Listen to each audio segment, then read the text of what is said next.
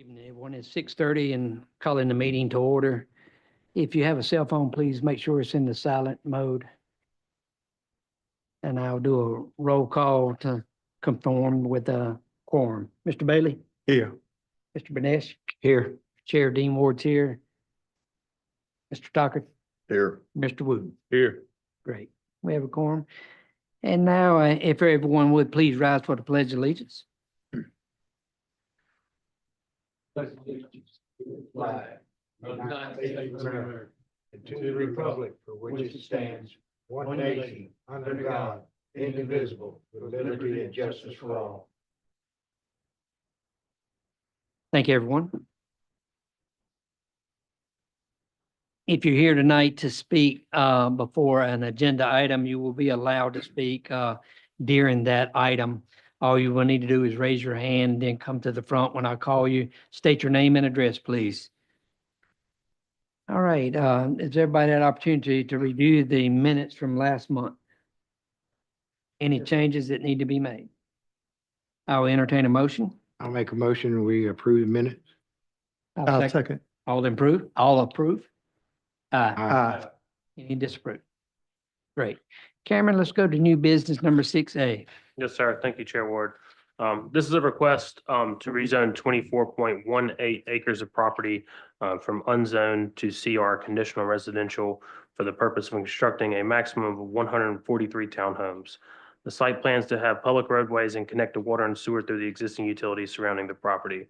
The property is fully inside of the employment district future land use zone. The future land use plan mentions the employment district should be studied and planned in coordinates to accommodate a range of employers and provide office space, industrial space, commercial space, institutional space, and residential housing. This should be planned to limit environmental impacts, preserve open space and open corridors, and develop high quality and adaptable building for a variety of companies. The development falls in around the 5.9 dwelling units per acre, which meets the appropriate density in the suburban residential land use zoning of 3 to 6 dwelling units per acre. The applicant has requested a condition to reduce the width between the buildings from 25 feet to 20 feet. Outside of that condition, all aspects of the RMF zoning are being met, and since the development is over 5 acres in size, the applicant was required to provide open space within the development, and all areas can be found on the site plan. And that's all that I have. Thank you. Yes, sir. Mr. Cummings, you here? Mr. Chairman, before we get started, Yeah. I need to disclose that my daughter has property about, what'd you say, 2/3 of a mile? And if you all see as a conflict, I need to recuse myself. Do you have a financial gain? I do not. Okay. Does anyone see a conflict? No, sir. Thank you. All right, Mr. Cummins, or whoever's presenting for you. Okay. State your name and address, please.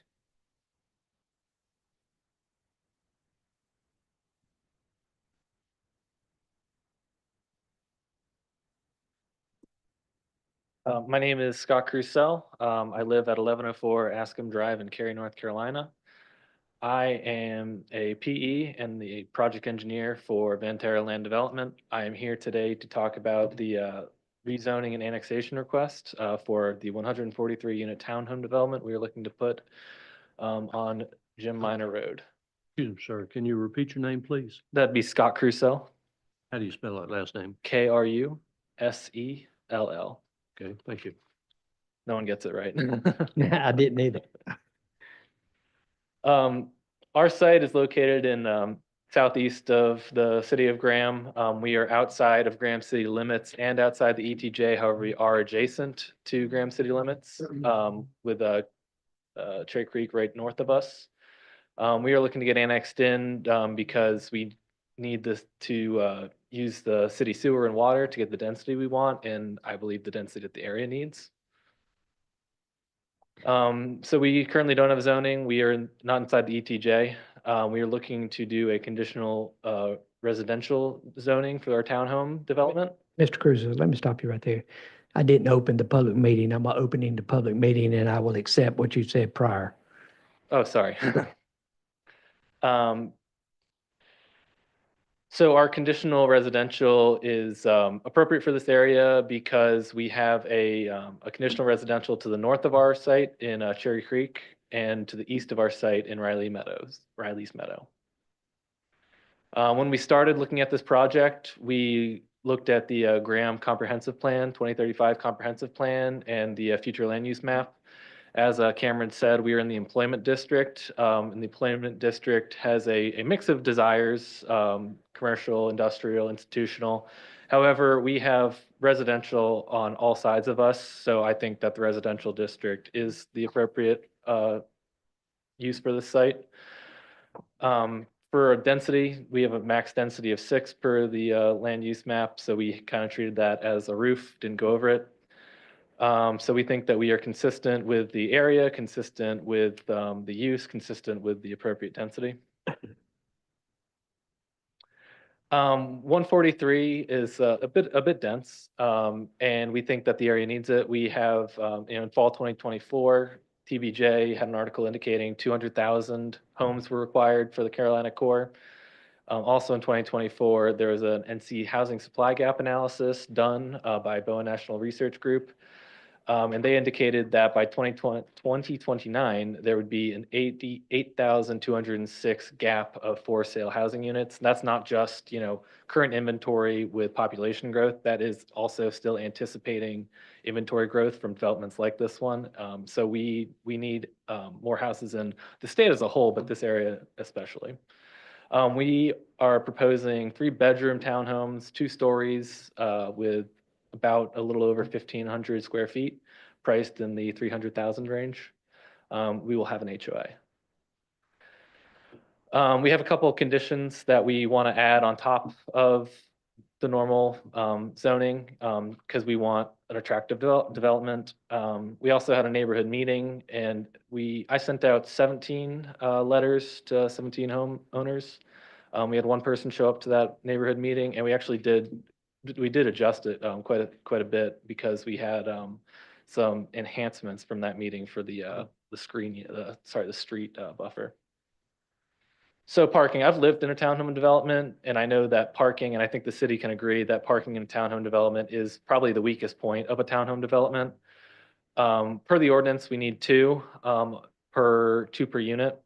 We are going to provide 3, and that's going to be one of our conditions. We're going to provide 1 via a 1-car garage and 2 via a 17-foot wide driveway with enough depth so that we're not blocking the sidewalk. We also have a 19-car space parking lot. That's more than you would need just for a CBU. So there's plenty of room if you wanted to drive and use the pickleball courts, dog park, or just had some visitors over. We also have 31-foot wide streets, back of curb to back of curb. That's higher than the minimum. And the reason we did that was so that if someone were to park on the street, it would be not as disruptive because it's a wider road. Sidewalks, we've been hearing from the city council in their meetings that they only want sidewalks on one side of the road in townhome developments. I get it, so that the cars don't overhang onto the sidewalk. So we're going to do one side of the road for sidewalks, as well as we have strategically placed the sidewalks in areas where it would minimize the amount of driveways we're going to interfere with. Some, it's just, if we have townhomes on both sides, you can't get away from that, but some we can. We're also going to add a sidewalk along the entire frontage of Jim Minor Road. For density, just going back to what we talked about before, you can see it here on our rendering, and this rendering is obviously conceptual. We think it's a pretty good comparison to what's actually going to go out there. We put a lot of time and work into this, but this tree or this light pole might be in a different spot, right? But we have 143 units on 24.22 acres for a density of 5.9 units, and this is how it's going to look. For traffic, we're not doing a TIA for this site. We weren't required to. However, during the TRC process, we were recommended to do left turn lanes into both of our entrances, which we were happy to accommodate. So we're going to be widening for those turn lanes as well as having a curb and gutter on the entire frontage of our site. For landscaping and buffering, so we have a required 8-foot streetscape planting yard per the ordinance. We were talking about it beforehand, but in the neighborhood meeting, this one was brought up, and we were happy to change it. So, when you have upper, canopy trees and shrubs, there's a pretty big gap in the middle. So we wanted, in terms of opacity for both the townhome owners as well as the people driving on the road, wanted to have a bit more opacity, as well as it's going to be a sound screening to have a bit of a denser, thicker, and have like that, no gap in the medium. So we are asking, or we're committing to 6 per 100 acre versus 0 required for understory trees, and we're also adding just a little bit more shrubs. For the rest of the buffers, we are going type C, which is what's required by the ordinance, and we're committing to retain as many existing trees in that buffer where possible. We have some good areas where we can definitely have some where we're just gonna have to completely replant. We'll probably have to update some of the ones that don't quite meet the ordinance. As well as some supplemental landscaping inside the development, including tree yards, maybe some trees in between townhomes, landscape beds. Open recreation space, per the ordinance, we're required 10% open space. We're committing to 30%. That'll be good for keeping it a bit more natural, especially in the rear of the site, adjacent to Cherry Creek. And will help with stormwater, keeping the stormwater of Haw River and downstream a little bit more clean. We're committing to provide 0.24 acres of rec space, active rec space. I have shown here on this plan, we have a gazebo, we have a couple pickleball courts, and we have a dog park. We have a couple more options in the conditions, just to not tie us down to 3 things. But this is kind of what we're looking to do, at least at this point. Plan growth. So we need water and sewer. So as a matter of fact, for the development, we have to extend the water and sewer. So we're extending the sewer about 1,600 linear feet across the creek, and providing a manhole access to the property to the west of us so that they could connect to city sewer if they were looking to do that. Similar to the south, we're going to have a 150 leg providing a manhole and potential access to the parcel to the south. And then we have the over 2,000 linear feet of water that we're going to be putting in, water line. And that water line will, again, provide potential access to anyone adjacent to it, including Graham Regional Park. But there's also I think 5 fire hydrants that we're going to be required to put in. So hopefully public safety will go up, and again, hopefully insurance would go down as well. From an architectural standpoint, we have a couple conditions, and this is another conceptual rendering that we've done. And so this is exactly what we're looking to put in there. Minimum 22-foot wide townhomes. I think we're looking at 22.7 at this point. So I just rounded down to give us a little more wiggle room. We have covered porches, minimum 5 foot deep, so you don't get rained on when you're trying to open your door. Then we have a lot of aesthetic conditions, just so that it's not just a blank facade. There's a little more depth, a little more color, a little more interesting things to look at. So we have these projecting eaves. We've got a facade mix of cementous board, masonry, stone, shake, board, and we're also going to limit the siding materials to wood, brick, stone, cementous board, so that the side will be a little nicer than just pure vinyl. Our garage doors, we're including decorative paneling, windows, and hardware, just again, make it a little nicer. Architectural shingles and minimum roof pitch of 5 to 12, and color and material deviation between contiguous units so that you're not matching your neighbor. And we're doing all this so that we, have a premium product, a premium townhome product, so that if someone's, looking to purchase a townhome, they're going to go to us instead of maybe our competitors. This image is the townhomes that are currently in Riley's Meadow, just as a comparison right next to us. And that is my presentation. So in retrospect, I think we have gone above and beyond the ordinance here, providing premium townhomes in an area that is needed, an area that's growing. And I hope that you guys agree with that. So if you guys have any questions or discussions for me or Sean, I'd love to hear them. Thank you. Please stand by. Any questions for the petitioner? Mr. Bailey? Nothing right now. Okay, Mr. Pranesh?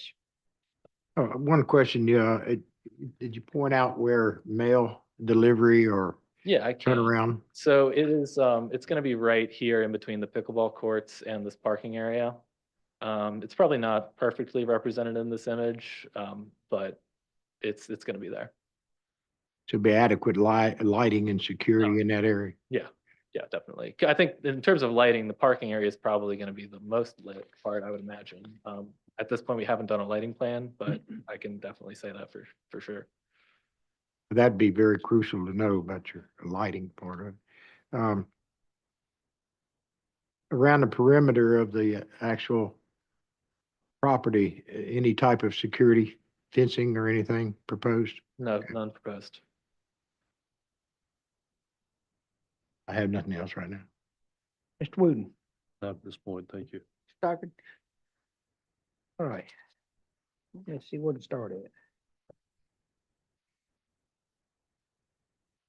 As far as the mail kiosks, as he was inquiring about, Mr. Benesh was inquiring about, how many designated spaces do you have for that? I'd have to run the math again, but it's much less than 19. I think. Wait, let me just run the math real quick. I don't want to lie to you.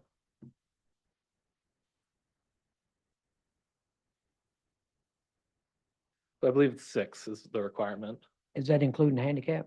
That would be including. So this actually, if you look at the plans, I do have a handicap space shown. So yes. Okay. And as far as the extra overflow parking there, can you show me where your extra parking is? So it's Other than the street itself? yeah, it's going to be right in that same area. So I mean, I would be stunned if we had 6 people at the CBU getting mail at the same time, but maybe it would happen when everyone's coming back from work. So in the worst case scenario, that would be 11 dedicated. 11 dedicated.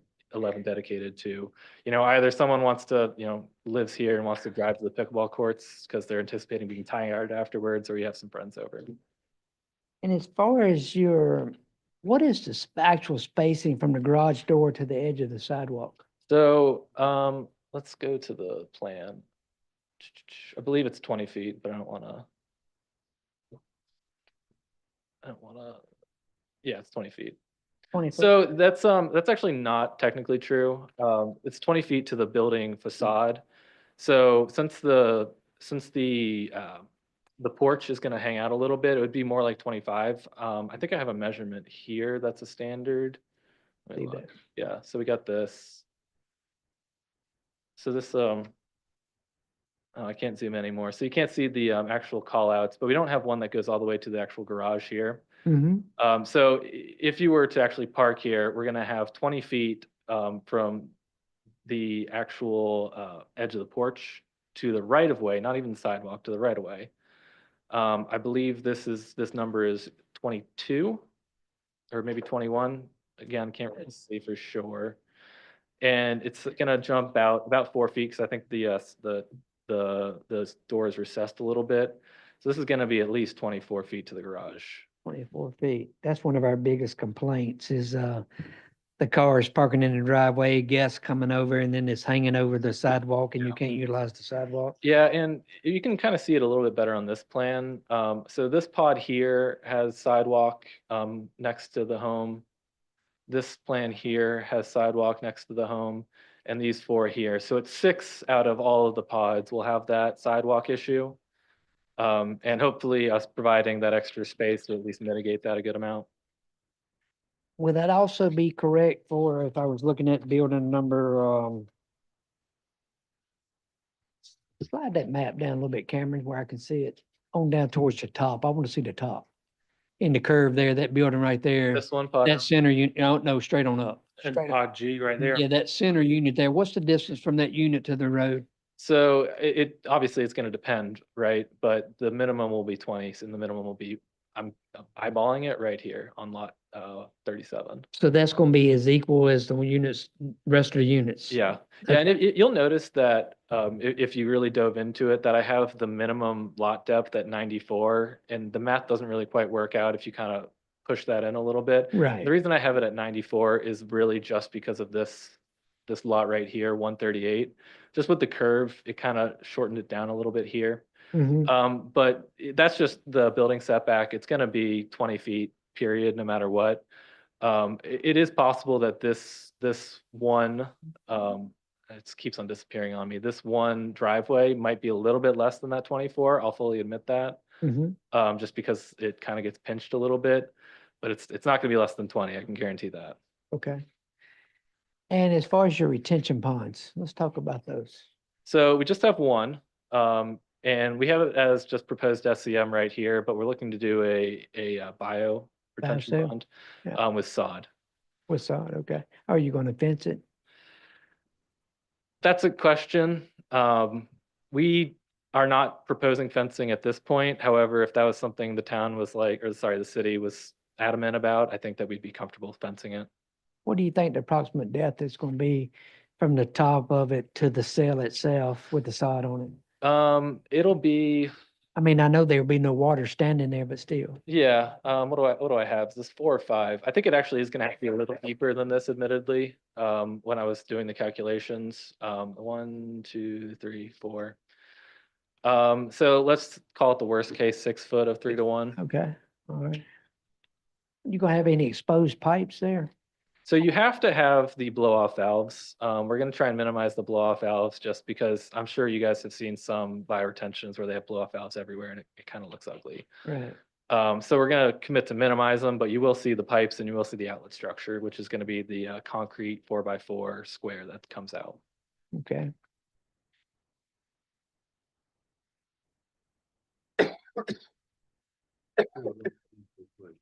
Okay, go ahead, Ron. What was the rationale for decreasing the width between buildings from 25 to 20? So when I first laid out this site, I'll admit that I just kind of copied Riley's Meadows design, everything. And part of that was a 20-foot width between buildings. And the reason that it makes sense is because if you have to pipe some stormwater in between the buildings, then you can have enough room for the easements. So that's kind of where the 20 comes from. And I think that it's an appropriate distance between townhomes. Having lived in a townhome development before, we are trying to get density and kind of working back off that. Our first with that more dense concept in mind came out to like 165 or something. So that's when we started widening the buildings a little bit, getting a bit more nicer design. But we still have that 10-foot side setback on each side, which 10 foot on each side is going to be 20 foot between the two buildings. Let's talk about your 50-foot roof height. Yeah. Give us an explanation why you want to go 50 foot. So the explanation was because we wanted to keep a possibility to go 3-story.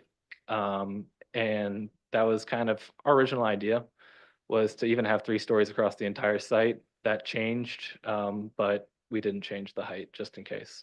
So you don't need the 50 foot? I mean, if you're gonna make if you guys don't want 3 stories out there, period, and would rather have 2 stories, then I think that would be something that we would come down on if you requested it. It was just added flexibility, really.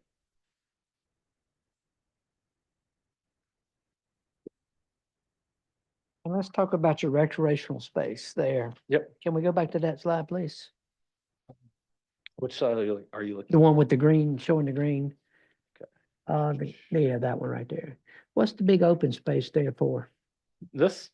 Is that just strictly open space or? So it's probably not recommend or shown rendered completely accurately, but this entire open space is the bioretention pond. That is the bioretention. Yeah, okay. and you know, obviously it's going to have those 3-to-1 slopes, which isn't quite represented there, but it is going to be grassed like that, as well as having a couple valves, as I said, and that outlet structure right around here in the middle. Sure.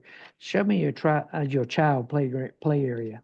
So we don't have a child play area. Our child play area that we mentioned in the conditions, we have that as an option.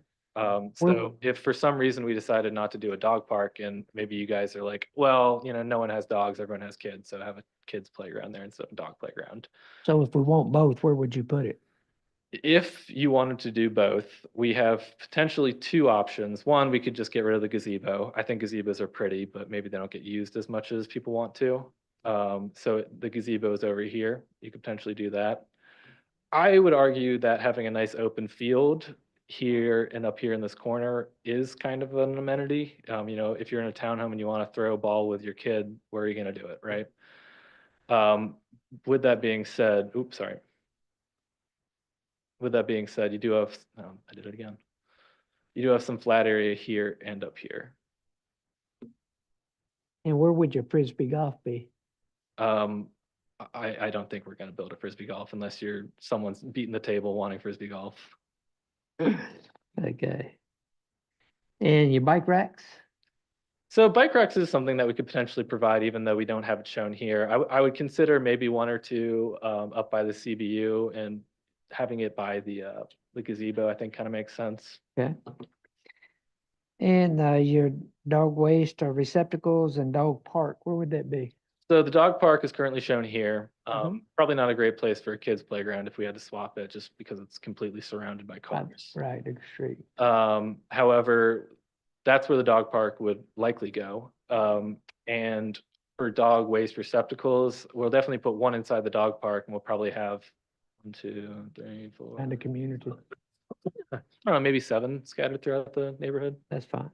In your outdoor fitness equipment, if we required all that, where would you put it? I don't know, maybe over here.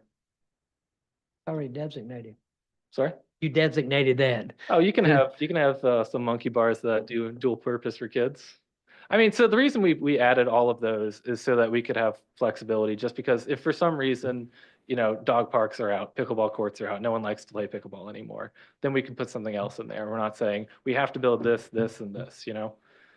We really like to see, you know, community parks and Yeah, and- something that supports the community. And that's one of the reasons I was asking that question about that, because that could be a condition that we require all of this right here. And if we required it all, could you meet that condition No, without not- losing, there's not- without losing the building? yeah, there's not enough free space. I mean, so per the ordinance, it's 0. We understand completely that, you know, we're bringing 143 households in here, and if we don't provide any recreation, then that's a bill that the city's gonna have to pay.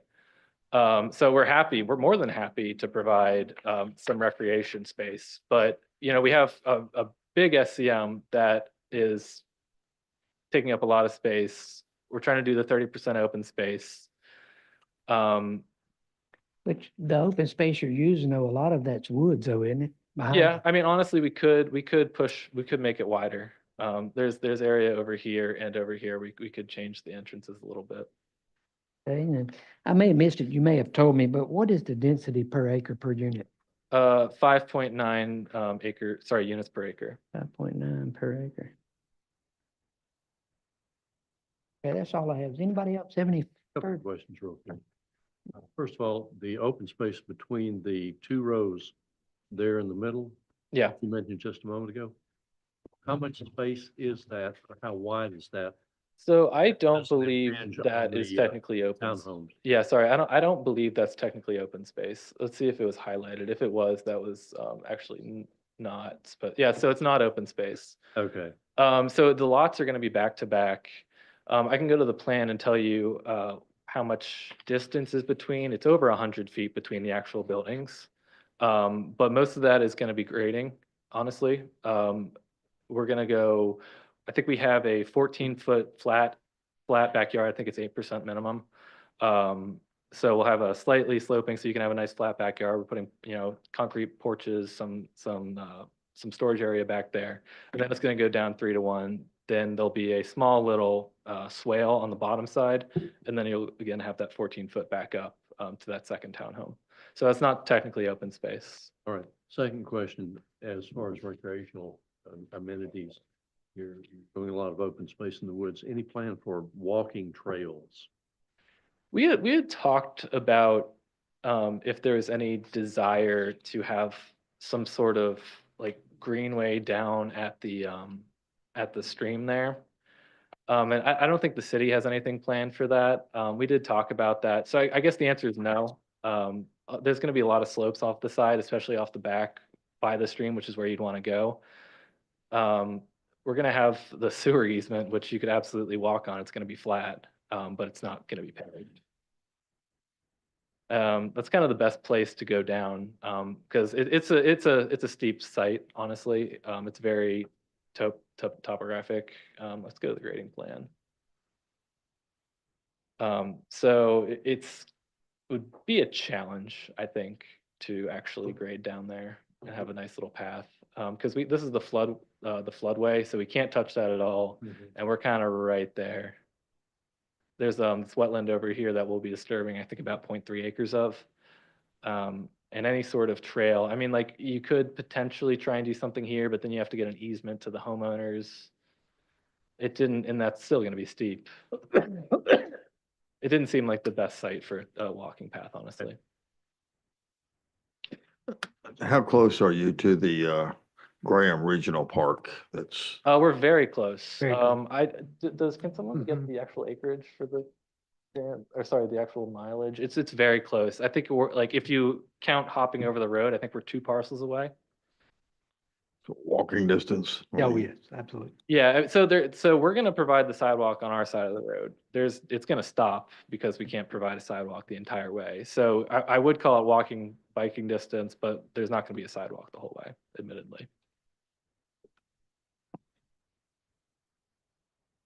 Cameron, has this been through technical review yet Yes, sir. and meets all requirements? Yes, sir. Pretty much everything's been vetted, on our side, NCDOT, everybody else. I will note that, there's a stream delineation that's currently out there right now, for a potential stream on this site that's, currently active. So, they're moving forward with an acknowledgement that if it is determined to be a stream, the site may change. So, they'll have to come back in front of you all again. It's 700 feet away, the regional park. You got a topo of the property presently on your slides. The elevation change from the street to the back part of the property. The actual back parcels, Well, let's just go from the center of the street of Jim Minor Road straight down to the center to that back building we was talking about earlier. What's the elevation change from there to the street? I can just count 1, 2, 3, 4, 5, 6, 7, 8, 10, 11, 12, 13, 14, 15, 16, 17 feet. 17 feet. So just because, again, it's actually kind of almost a good thing, but they're only 20 feet away. So realistically, I can only grade at like I think it's like 3.12%, I think was the math that I have. I think the steepest slope is actually this one here in the middle. This, I believe, is only 2% down, maybe 2 and 2% grade. change. Gotcha. And where is your connection points for your water and sewer? So sewer, I think we actually do have the utility plan. So sewer is up here in the Cherry Creek subdivision. You can see how, I mean, this is hardly representative since we go north, and then north is to the plan right side. So it's pretty far away. It's on Cherry Creek though, and there's an easement existing. So we just have to follow the easement and do the work. And that's in Cherry Creek. And then we go out quite a bit. So this is 1 to 100, but here is the edge of Bradley's Meadow where we would connect to the water line. Gotcha. Yeah, now you say that you had a meeting with 17 of the homeowners. Did not have a meeting with 17 of the homeowners. I sent out a letter to 17 homes. And how many responded? We had 1 person show up to the neighborhood meeting. 1 person. And I will note that I did include my email address. So if they couldn't show up, they were free to email me. And I also got no emails. So since the meeting, has anyone contacted you? No one's contacted me since the Thank you. meeting. I have no further questions. Is anyone else? Mr. Benesh? Yeah, I would like to ask you one further question. Chairman Ward had mentioned if we put a lot of conditions on you, could you meet them? And you replied probably not or no. Is that because of the density of the amount of buildings in there? If you, I'm just hypothetically asking, if one of your buildings was not there, would give you more open space. And that would lessen your amount of burden for, if you will, meeting requirements if they were put conditions on you, but yet it would also cut into your profitability. Well, I mean, you're certainly right. I would push back just because meeting requirements per the ordinance, we would have 0 open or active recreation space. And I don't know, maybe this is me as a millennial, but you know, buying a house is hard. So I personally, I am biased, obviously. I don't think that density is a bad thing. But you're absolutely right that if we got rid of a home, then maybe we would have more open space. Well, the reason why I was asking, because if you had some of these conditions put on you, you would have to make some kind of concessions somewhere. Um, yeah, I mean, we put all of those on there for options and saying, hey, if maybe we're in there and we have a couple people that are looking to buy homes, buy townhomes, and they want something in particular. I didn't want us to locked in saying we would just have a pickleball court, a gazebo, a dog park, period.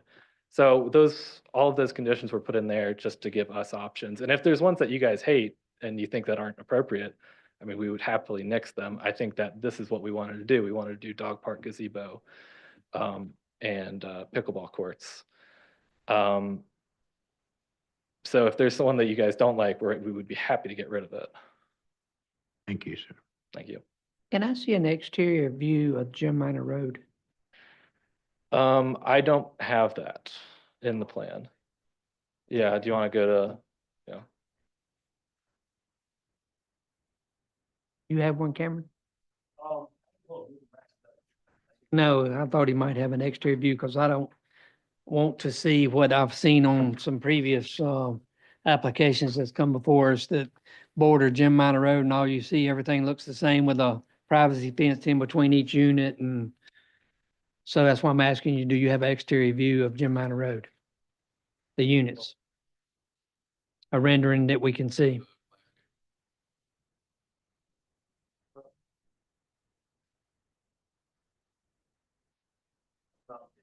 Yeah, there you go. That's what I'm asking for right there. yeah. So is that landscaping buffer there, is it actually a berm or is it? No, Level with the ground. It's not a berm, and the reason for that is that we're grading down, as we talked about before. The entire site's going to be grading from the road down to the stream in the back. So that backyard does have to come down. It's not super steep or anything, but it is all grading downhill a little bit. So what is your distance between the building and the edge of the landscaping area bed? So it would be, I'd have to, because there's the back setback and then it's probably like another 30 feet. It's more than 35. It's probably more like, no, because it was like, yeah, it's like 120 between. So it's going to be like 60-ish feet, maybe a little bit more between the back of the building and the start of the landscape buffer. So you got plenty of room to do a berm there if we impose one, correct? I think it might be a grading challenge. Nothing you can't overcome, right? I mean, you're the engineer, I'm asking you. I'm saying I think it'd be a grading challenge.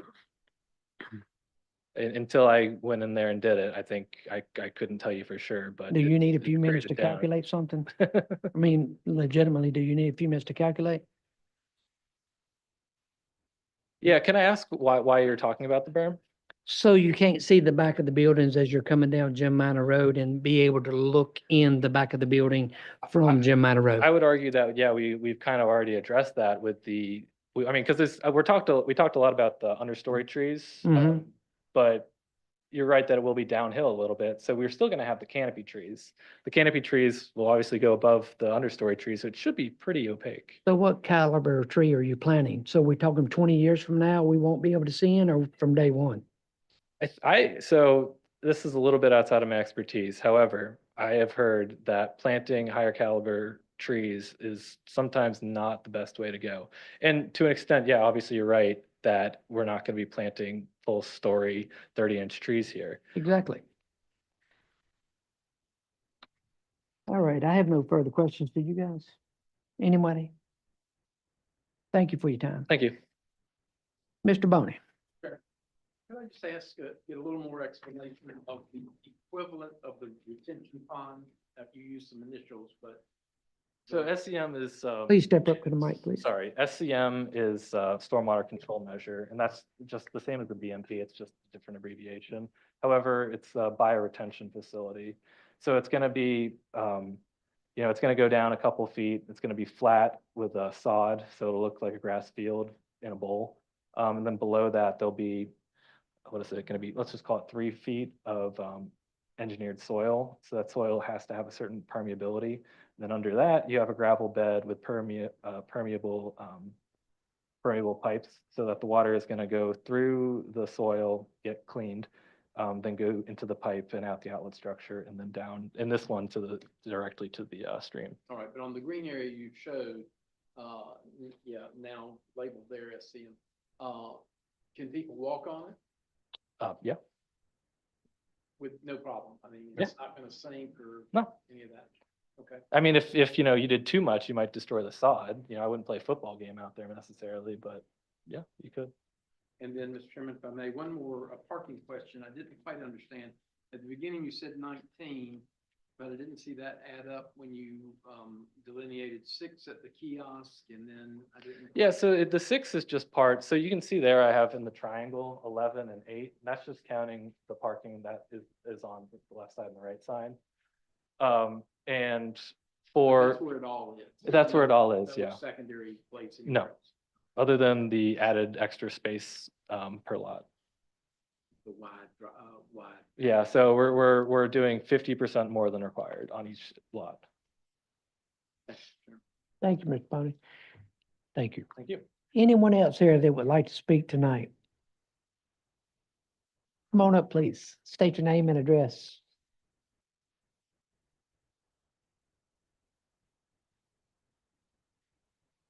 Hello, my name is Lisa Baker, and I live at 1413 North Chilmina Road, the property that is across from this new subdivision that's going in.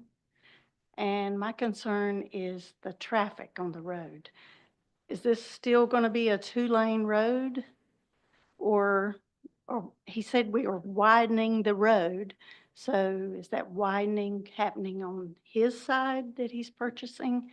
Or I would like more clarification about that. Okay, if I remember, it's a turn lane that he's putting in. As far as widening Jim Minor for the length of Jim Minor, no, that's a state project. Is that correct, Cameron?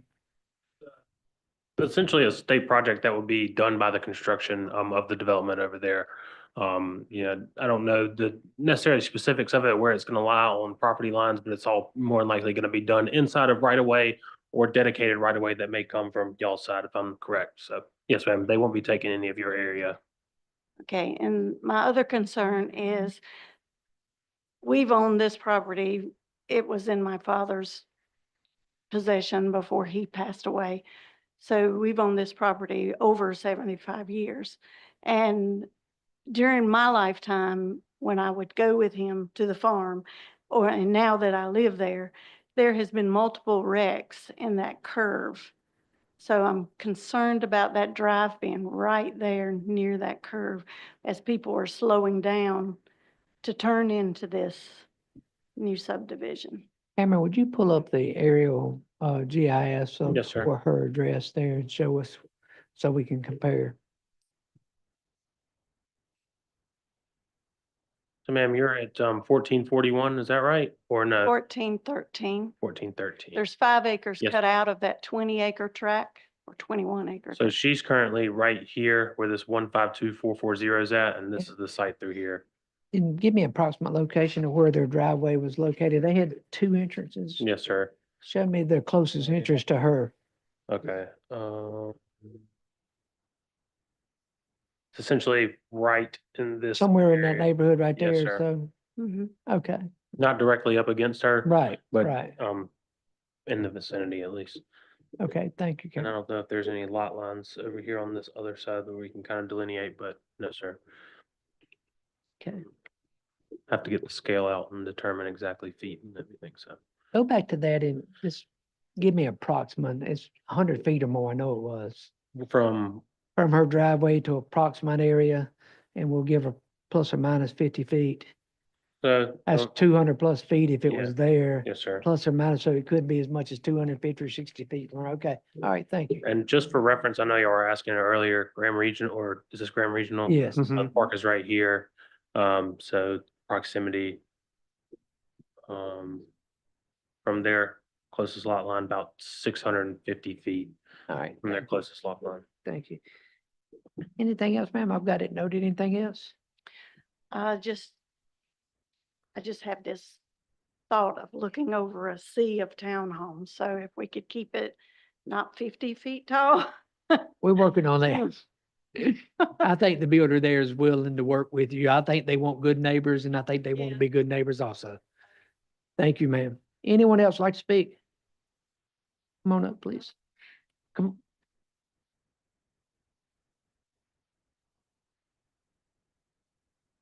A challenge. So That's when I okay. was looking at your layout. Your name, please? I'm Angela Willis, 1408 North Jim Minor. So my property is gonna be directly on the same side of the road that they are putting in this development. That's you right But there? as I look at, again, when I look at these type of drawings, I'm directionally challenged. Zoom with in on it, that, but Cameron. So So is hers that is your right. house? Yes, 1408. Yeah, Okay, all right. um, You're next door. so I guess I just have questions. I should have been at the neighborhood meeting, but I want to say that I think I've just been in complete denial that anything like this was going to happen. Mhm. I've been told, I guess, the whole time I've lived there, this is going to be developed, and it never happened. I think I've just been in denial about it. I'm obviously not for it. It's already extremely busy out there. Traffic is terrible. There's already been a fatality up at the Riley's Meadows in the new area that's been developed already. I guess I'd like to know, is the turning lane gonna interfere with my property there? Is that gonna be something that I'll have to I'll get that answer for you. deal with? I'll get that answer for you. Noise, how close to my property is it actually gonna be? Is there gonna be a buffer that would be between my home and this 140 something townhomes that's gonna be there?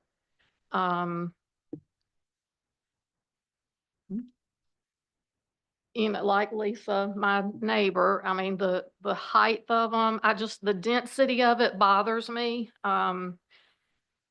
I feel like they needed a school in that area before they ever did all this development. Now we have a school. Where are all these people gonna go? And just the traffic in general. I go down 119. I work in a dental office there at the Kingsdown Plaza. All that school traffic it's a lot. It's a lot to deal with. But yeah, I guess my concern, of course, is, I'll be directly beside of it. That field is just nothing but rock and kudzu, and the grading to me I don't know anything about it, but I could see how that's gonna be a challenge and be probably very, very expensive to even get that land buildable. And then the creek that's in my backyard, that runs all the way down through there, but I guess the building isn't gonna take place on the other side of the creek, correct? If I, like the stream to the north of the property? Sorry. Oh, I'll get your question Sorry. for you, if you would address them to us. oh, okay, sorry, okay, I That's guess I okay. kind of informally The wanted to. microphones won't pick him up. So right there. I should have been at the meeting for the neighborhood, but, yeah, so anyway, how is it gonna encroach on my property? Is the turning lane gonna encroach into my front yard? Is that gonna be a disturbance? I will also say, I'd like to know, how long is this project gonna take? Like, they're building back behind me now, the Cherry Creek development. It is nonstop noise back there. I would think these people would build from 8 to 5 or have an 8 to 5 job. It is 24/7 going on back there. Constant knocking and banging and, so, I mean, that's kind of a concern for me too, just the noise of the actual building, but then not only that, just all the people and all the noise that, I might have to deal with from that too. So it's going to change the area. It's going to change the whole reason that I bought the property there, have enjoyed living there, have loved my home. I think that's going to change things a whole lot to have all this development. It's been a lot of development really quickly out in that area, in my opinion, a whole lot. So. But yeah, I think that's all, I guess. Thank anyway. Thank you. Sir, would you step back up and address her concerns? So in terms of the, where the road's gonna go, this right of way is 60 foot wide, which is generally, usually 1-2 lane roads are kind of almost always 50 feet. So there's plenty of room in that 60 foot, to just widen along the center line. So when adding a lane is gonna add about, let's round up and say 6 feet on each side. And we're gonna widen on both sides. So it's going to be 6 feet closer to you about the road on each side, if that makes sense. Can you show us on the map there? Can I have the, Sure. I'm on the plan set right now. I don't know.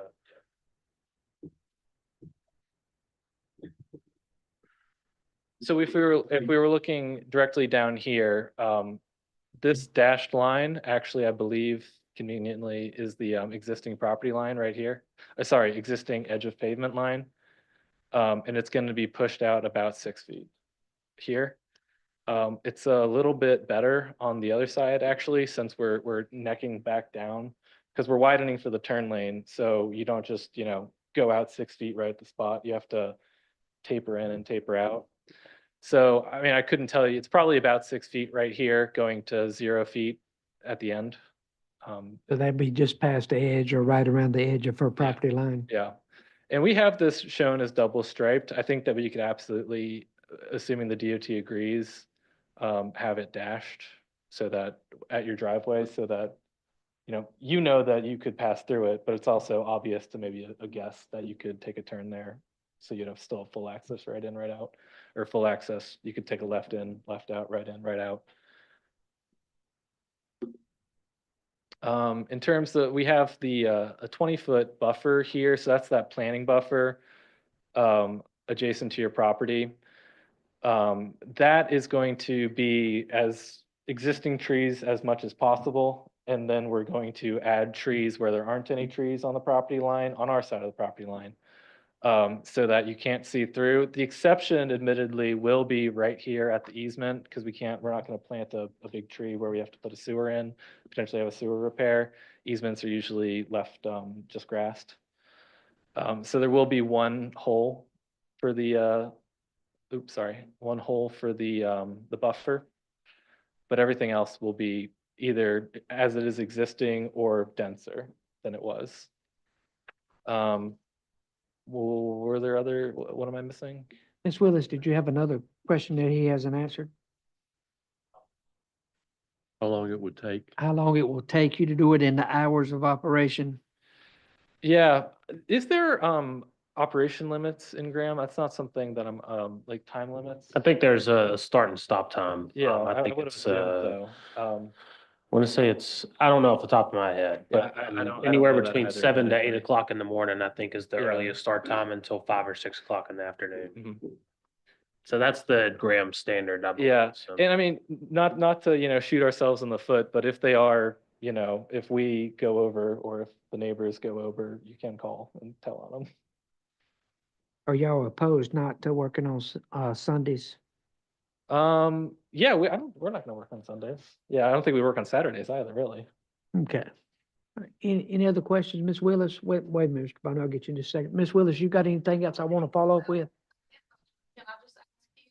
Sure, come on up here, stand beside him, please. Please, It's just I want to get all your questions answered. ask you to repeat yourself again, Yeah, so I'm I- sorry. Yes, ma'am. So the buffer and you said the easement for the sewer, is that on my property? So, I know it's, looking at technical I plans. can't, isn't yeah, the this is best. just such a foreign language to me. I'm sorry, I apologize. But the answer is no. Okay. It's not gonna be on your property. So this manhole, it's actually shown on the property line. That's probably improperly shown. That's gonna be completely on our side of the property line. However, if you had the desire to connect to Yeah. the city sewer, then you would be able to. Okay, and then, in speaking about the widening or the turning lane, is that happening in front of, like in my front yard where my driveway is currently now? Yes, It is. yes. So is that gonna take away some of my landscaping that I have out there at my driveway currently with my brick mailbox? So if your landscaping is in the public right of way, there would be potential that it would be graded. Because in addition to actually grading this, I'm gonna have to regrade the swale that's out there, so it's gonna be pushed out just a little bit. So if if you had I guess I would have to see it to be sure. I don't want to tell you 100%. What about my brick mailbox that I've had, it's a pretty big, I would have, hefty. yeah, I would have to see where it's located. I'm not entirely sure where it is. And If so- it's on your property, 100% no, it will not be disturbed. If it's in the right of way, then it might. We'll definitely try not to. Okay, and so is that my responsibility to replace when those type things have to come down, or?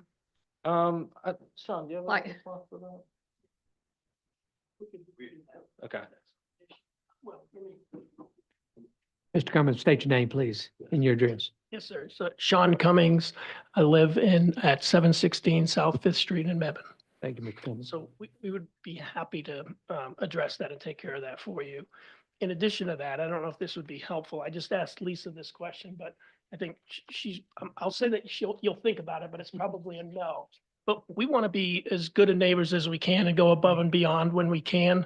So one of the things that I just went over to talk to Lisa about, and I wanted to extend the offer to you as well, we'd be happy to put additional landscaping if you want on your property at our expense to buffer you even more. So we could debate what it is, Mhm. but like as an example, if it were me, I would put green giant arborvitae in, grow 20, 30 feet tall. They're better than Leland cypress for like ice and snow. And they grow 3 to 5 feet a year. So just an option. You want to think about that. And we would do that for Lisa's house as well in front, because we're coming in, we're changing the neighborhood. And we understand the aesthetics of that. Thank you, Mr. Cummings. Anything else, ma'am? We can. Did we answer your questions? That you have Okay. questions about. Okay, if I can get that information. All right, thank you so much, Sam. Thank you. Mr. Boney? Excuse me, Mr. Chairman, just one more thing, and the presenter said that the hope is on this buffer facing Ms. Willis's property. And I'm assuming, but let me not assume, that the same would be true around the rest of the development, that you hope to leave existing trees as much as possible. The council, as you know, Mr. Chairman, has had a great deal of irritation at some developers that made that kind of seeming commitment and then instead clear cut and replaced with little trees. And Correct. so I just wanted to kind of get some confirmation of what he said applies to the whole surrounding Thank you. as much as possible. You want to address that or Mr. Cummings, either one? I can talk to an extent about it. I'm not an arborist, so I can't, and I haven't, done a tree inventory. So I can't say for a fact what we're going to have to keep and what we can stay. But using aerial imagery, those clouded areas are the areas that I determined could have some tree save. Which unfortunately on the sides isn't too much. I would love for it to be the entire site, but the rear is going to be easy. The rear is In a heavy watershed, forest. right? That's in a watershed anyway. You're not going to touch it anyway. Yeah, it's heavy forest. It'll look nice. It's just a heavy forest. On the sides, I can't guarantee what nature has given us. So I can guarantee that we'll try our best, but that's all I can guarantee. Thank you. Okay. Any further questions for the, step back up, please. I'll let you ask one more. I don't know that this is appropriate to ask, but I have also been given information that there is likely going to be a Sheetz gas station or whatever built right there on the corner of 54 and North Jim Minor. So, that's just, I'm just gonna point that out for the extra That has no bearing right now. Okay. Okay, thank you. All right, any further questions? All right, before I close the public hearing, I'm gonna let anyone ask Cameron any questions that they might have to address before I close the public hearing. Well, I'm afraid we might have some follow-up. That's the only reason. Sure, no worries. No, okay, I'm gonna close the public hearing at this time. All right, I'll open it up for discussion between us and Cameron.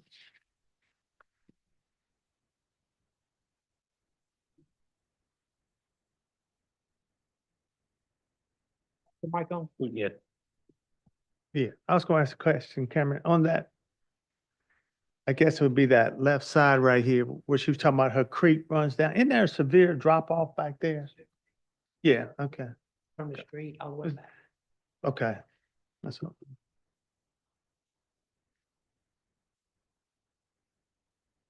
Cameron, is any stubs, did y'all talk about any stub outs for any proposed parcels that may adjoin that? no, sir. Not at the current time due to all the lots around there, having direct access to, Jim Minor Road through there. So there's plenty of room for 2 points of egress. Yes, sir. Okay.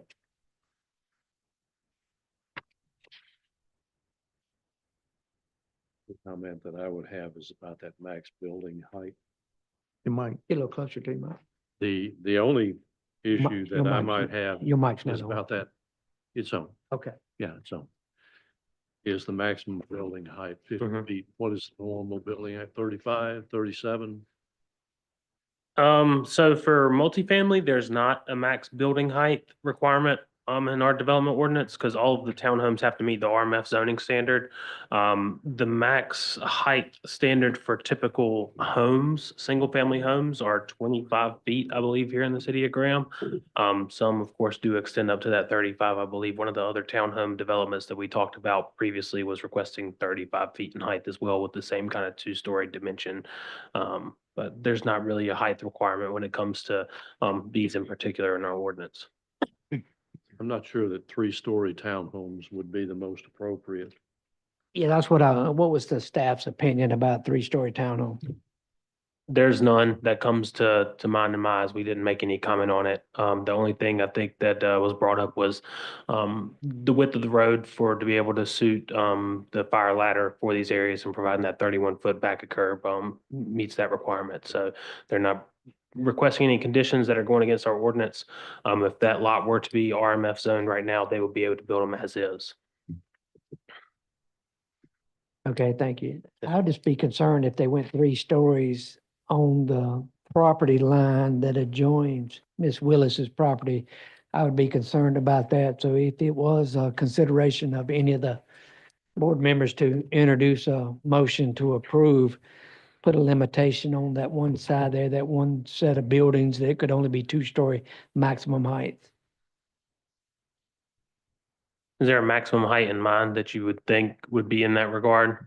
I would be willing to talk to Mr. Cummins and him. I don't want to constrain him, but the average is about 10 foot per story, so 20, 22 foot. If that meets his, I don't want to tie his hands, but I don't want a 3rd story up there either, a Hmm. living quarters. Yes, sir. So if his roof pitch was higher, that would be okay, but as long as it wasn't a 3rd story there, I guess I'd have to open it back up. I'll open the public hearing back up to get that height. If it, do you have a height there, Mr. Cummings, or your engineer that could? So unfortunately, I would decline that. And I understand you may vote against it, but we want to maintain maximum market flexibility.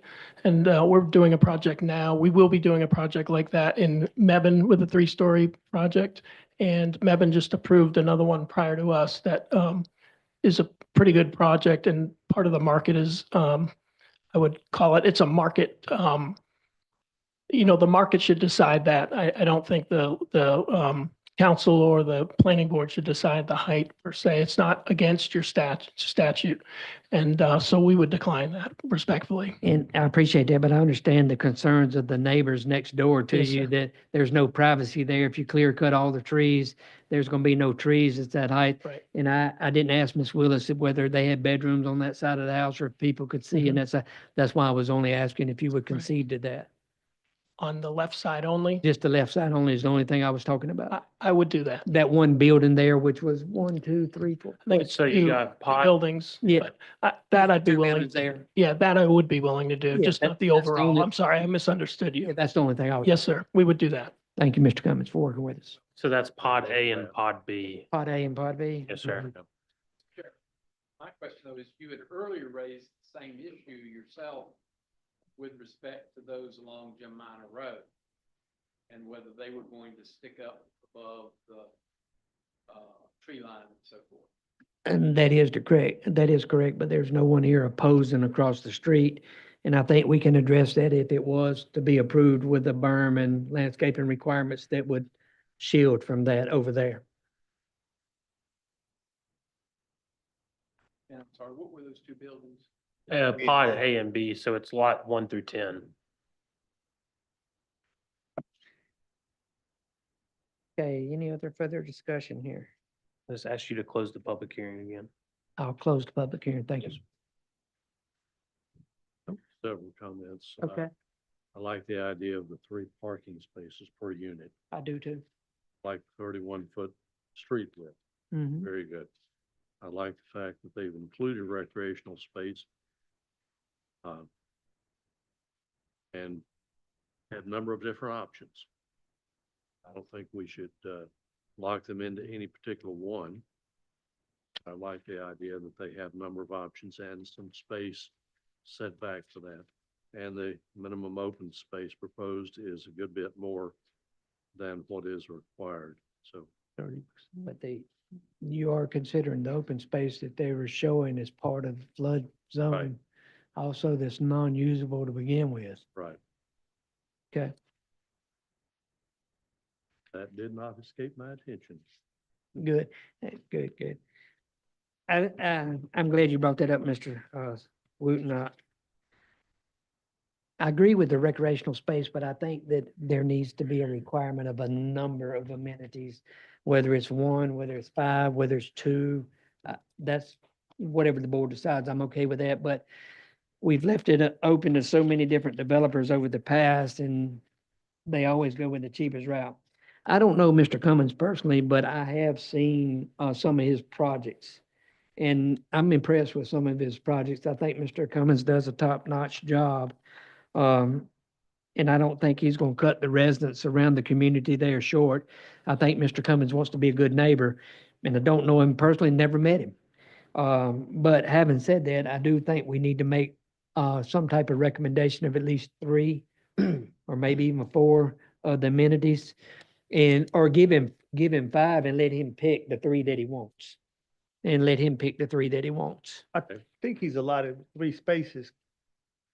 I think he can make a lot of things work there with the open space that he has. I think he can make a lot of things work. So you're essentially just saying it shall be either dog park, pickleball court, gazebo, X and Y, and We pick make from those 5. Right, if it's allowed, I may recommend one and somebody else may recommend one and then let him in- pick his last one, but give him don't just say 3 period, give him a number and say 3 is the minimum. Choose- You choose pick from right these here from 5. these 3 right Yeah, here out of your From the hands. 3 allotted spaces, pick. And that Pick allows 5 him a or lot of 6. flexibility to Okay. make things work. I can live with that. Other than the height requirement, the landscaping requirement along Jim Minor Road and along Miss Willis's property there, that's the 2 that concern me the most. I didn't ask, Cameron, is there dumpster pad or anything, or is it individual garbage, or do you So know? since they're getting annexed into the city, City of Graham will provide, trash and recycling services. Trash and recycling? Yes, sir. Okay. But that opens up, you'd have to have an area to put it. No. No, sir. So the Mm-mm. trash truck will pick it up Trash from the truck, rollout Not cans. The dumpster. No, it's trash cans. It's trash individual cans. Yes, sir. And Sorry. recycling. cans. Fair enough. So the trash truck come pick it up. Yeah. And just, if all of y'all didn't know, I the- scratch that out. the bio sale that he's talking about, they have one at the corner of Rogers Road and Moore Street in Graham at Chandler Village, the Mhm. bio sale. That's You can the, ride by there, you never see no water in it. You can walk down in it, it's about a 3-foot elevation change. okay. He's talking potentially 5, but it's still the same perspective. If you've been in that area, you've seen it. All right. So there's nothing wrong with that. I don't think there's a fence needed or required for that. Mr. Chairman, how do you feel about the berm on Jim Minor Road? Oh, I definitely believe there needs to be a berm, 3 foot tall or more with, the landscape plantings with a minimum of 8 foot trees that he puts in from day one. I agree with that, sir. Uh, I think that they will shield in the trees that I'm referring to. It don't have to be, I know we call for a specific landscaping of C, is it correct? So the Or is it C is E? on the outside. So the street yard is typically the 8 foot wide, which is pretty much, the same as a type D yard. It's, shrubs and, understory or canopy trees. Yeah, I'd Um, love to substitute the canopy trees with a evergreen, something Arizona cypress, Yoshino cryptomerian or Leland cypress or something that gives a total shield that you can't see in those back doors as you ride by there, but it don't take away from his community. And if we do that, then I want to relieve him from the flexibility of having to plant the upper story trees. So replace no, canopy trees, and all understory trees will be evergreen planted wise. Is that what you're saying? Arizona cypress, Yoshino cryptomerians, Lelands, or something that gives a total screening Yeah. with a spacing of 10 foot or 15 foot space in between them. I think what they were talking about earlier was the, green giant Arborvitae. Yes, sir. I don't like the spread on those. What the engineer, are you good on the landscaping trees? What's the spread on a green giant arborvitae? It's not 25, 30 foot. 15? 15 by 30? I'm good with the 15 by 30 green giant arborvitae. Sure, come on back up. Two things I'd like to just throw back to you to consider. And I want to ask Scott a question on this, but I thought during our planning process internally, we talked about with the grading issues at the street, the power lines, telephone lines may be a height issue. So I might let you come back and explain that, why we didn't have that height requirement. And then secondly, we plan to do at least 3 different amenity sites.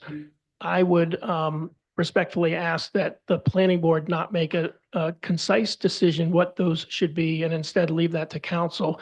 But if you want to require 3 out of 5 or something like that, we thoroughly agree with that. We're planning, I mean, right now, our goal, or sorry, our full plan is to do pickleball court, the dog park, and the gazebo area. We do have those 2 additional we'll call them just small open space areas. One of them's right near a road, so I don't think that's a great idea on the right-hand side of the plan. The one towards the back, at the back of the SCM, it's not a huge area, but we can definitely do something there. That might be a spot where we like put some barbecue grills or something like that. And then I can personally see people having picnics on the SCM in that open space. All right, thank you. That's okay. I don't need it. I don't need it. Cameron, if you would pull up me an aerial, road frontage picture of Jim Minor Road. Just an existing like this? Yeah, but get me down on the road view. Yeah. Google Earth or something. I want to take a look at those power lines myself, if I can see them.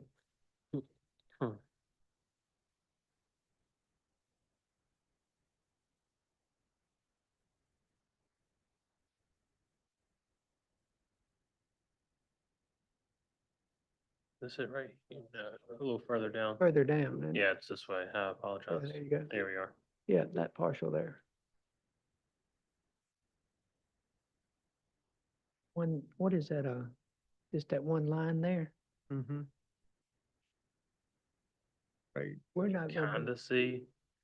There's a line on top and on the bottom. yeah, but they said it was 60 foot from the back of their, building to the edge of the bed, so they got plenty of room to put the berm outside of that power line. Definitely. Yeah, okay, that's all I need to see. Thank you.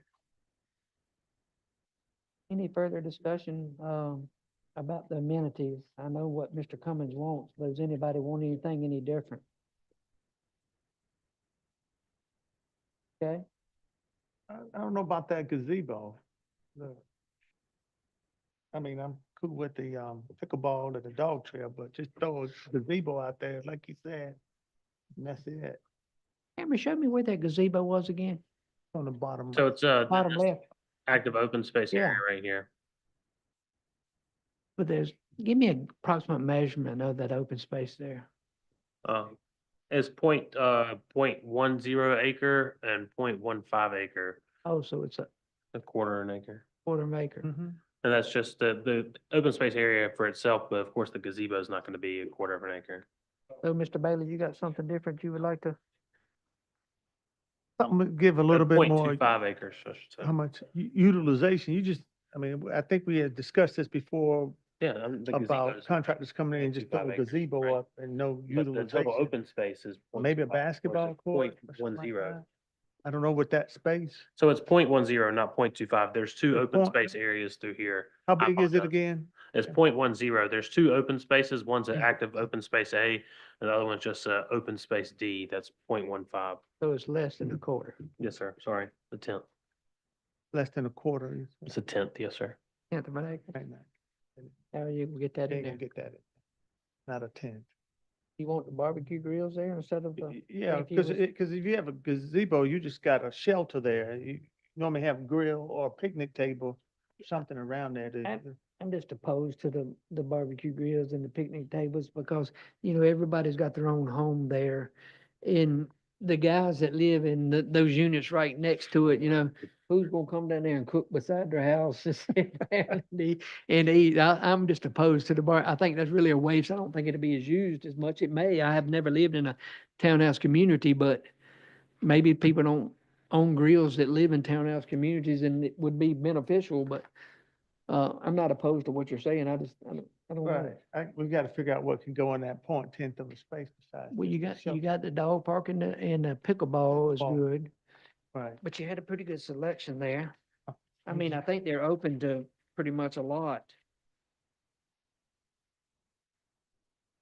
Even if you require them to put their bike racks in, that's not gonna be a lot of money to Mm-mm. the developer. Benches are not gonna be a lot of money to developers. Uh-uh. The dog park's already something that's a good thing there. You know, the outdoor fitness equipment, do you want a gym right next to those two houses there that Mm-mm. people are gonna be over there working out and maybe playing music and No. bothering people? Right. I don't know. I don't think I would.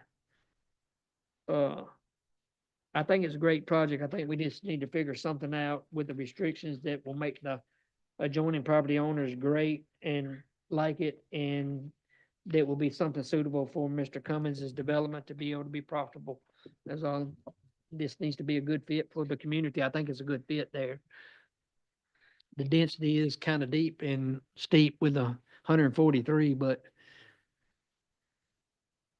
Six That per- density is deep. I mean, he's pretty much conceded everything that we've asked him, so. I'll entertain anything you guys want, or I'll entertain a motion.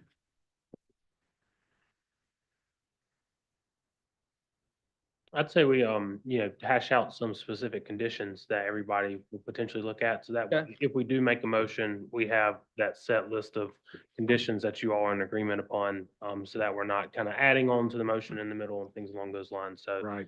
talk about what you all would like to see in that regard, and we can make kind of combine joint motion in that retrospect. Third. Mandatory.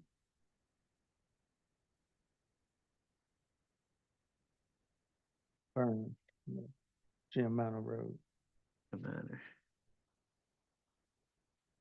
3 foot high, 8 foot planting trees.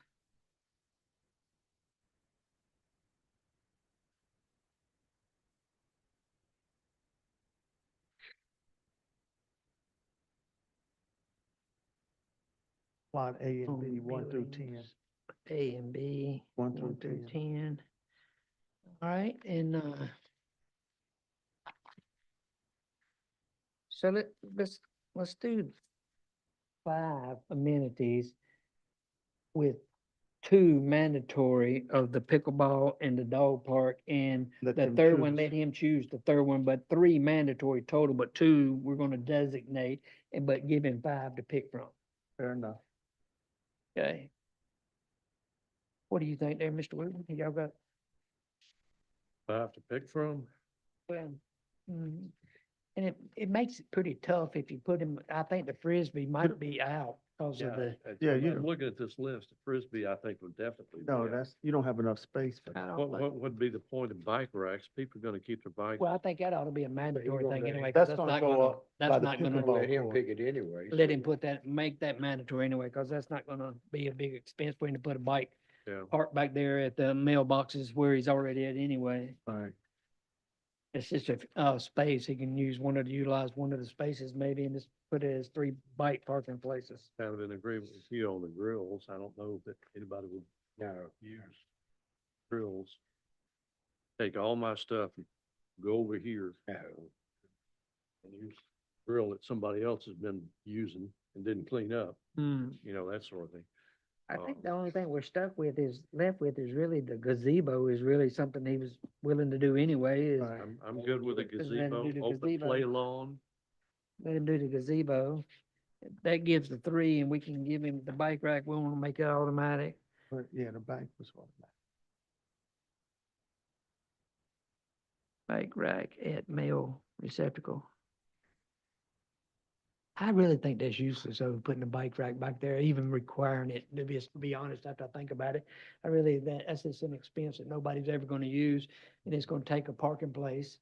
Everybody that lives there gonna park their bikes at their house. There's not gonna be Yeah. many people riding their bicycle over there. I think that's a Yeah. useless thing. Let's just If they be get the mail, realistic. They're gonna drive the car over there. Let's be realistic. Yeah. Take the bike off. Take the Yeah, bikes the out, bike. please. Be realistic with him. I would be fine with child play area if you're talking about something like a little, I'm Jungle good, swing gym. set I'm or good with that. That'll be a good, that would be a good, little play things that they sit in backyards. that would be a good, that would be a good one right there, child play.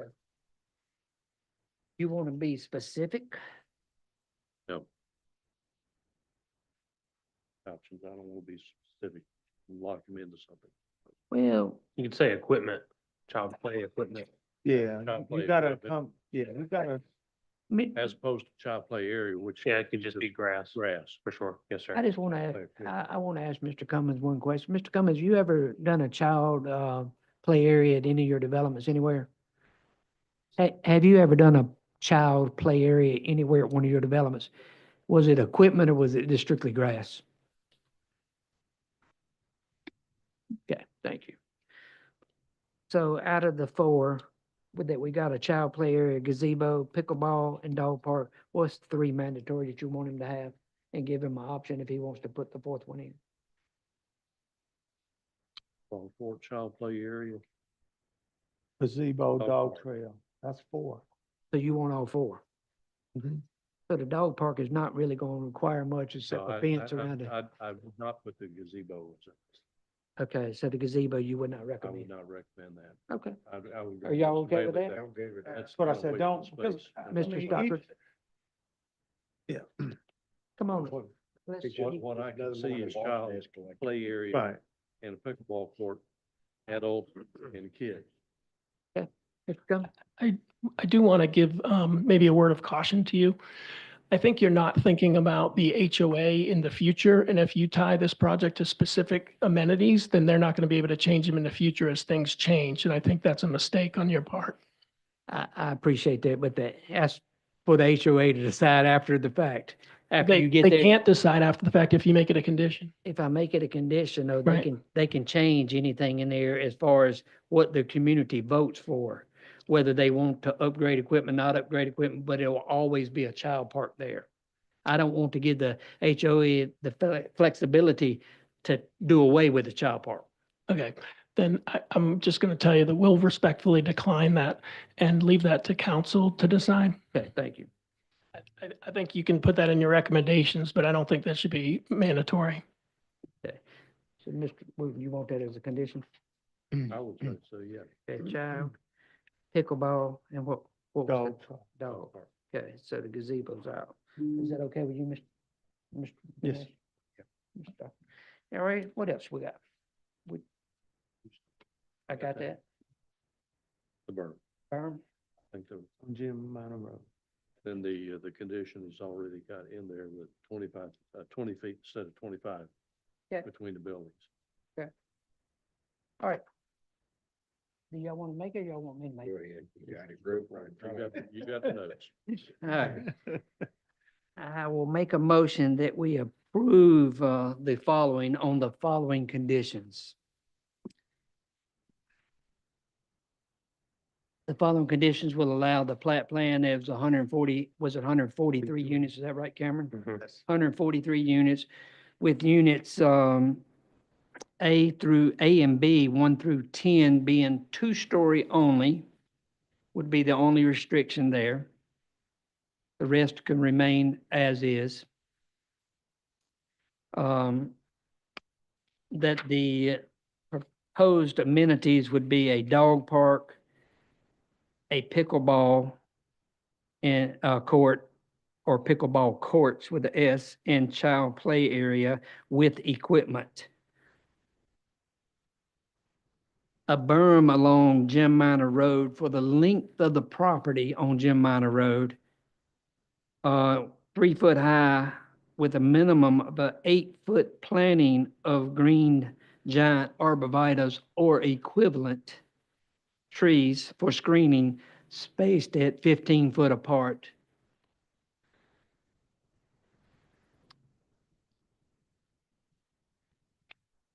Keeping on Ms. Willis' side.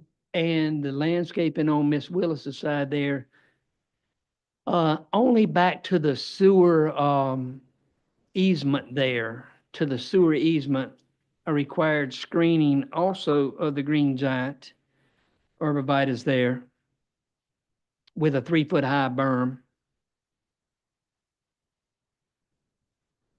And the other conditions of the landscaping on that side remain.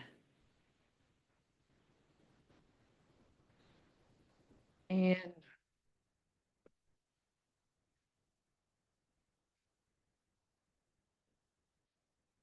got something else? Okay. I was gonna get to that. And also it conforms with policy 2.2.1 focused development. It also conforms with the policy of 2.3.2 innovative spaces and space of innovation. It also conforms with policies 2.3.3 retail centers. Wait a minute, let me back up a step there. Let me correct that. That was not correct there. It's scratch all of those policies. Policy 3.3.2 focused development, 5.1.1 housing variety, 5.2.1 diverse neighborhoods, 4.3.1 land use patterns,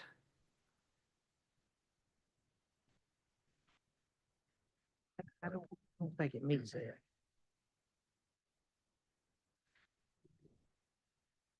I'll give it a 1.2.2.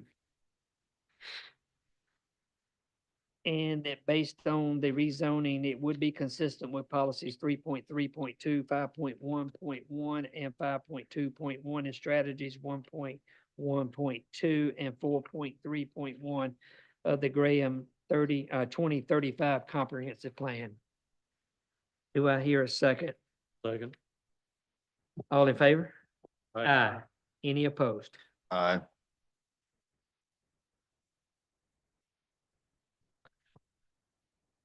All right, Cameron, 4-1 there. So, Mr. Chairman, that's a 4-1 vote then. That is correct.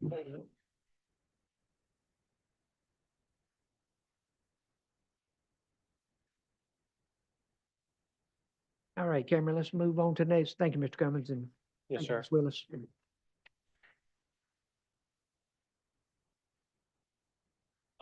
I don't have a time right now. We gotta go through and keep on running through the agenda. I apologize. Yeah, of course.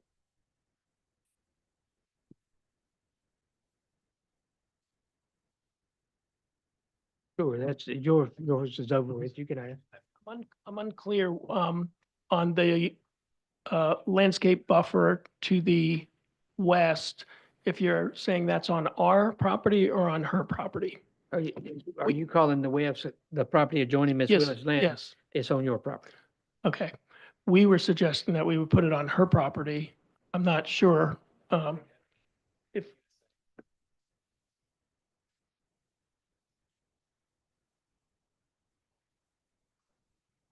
On the, okay, that's fine. I can't I know. allow, I can't give you permission to Right, put on her property. that's why I was clarifying. Yeah, Okay. she would have to give you consent for Right, that. right. Thank you. You're fine. Okay.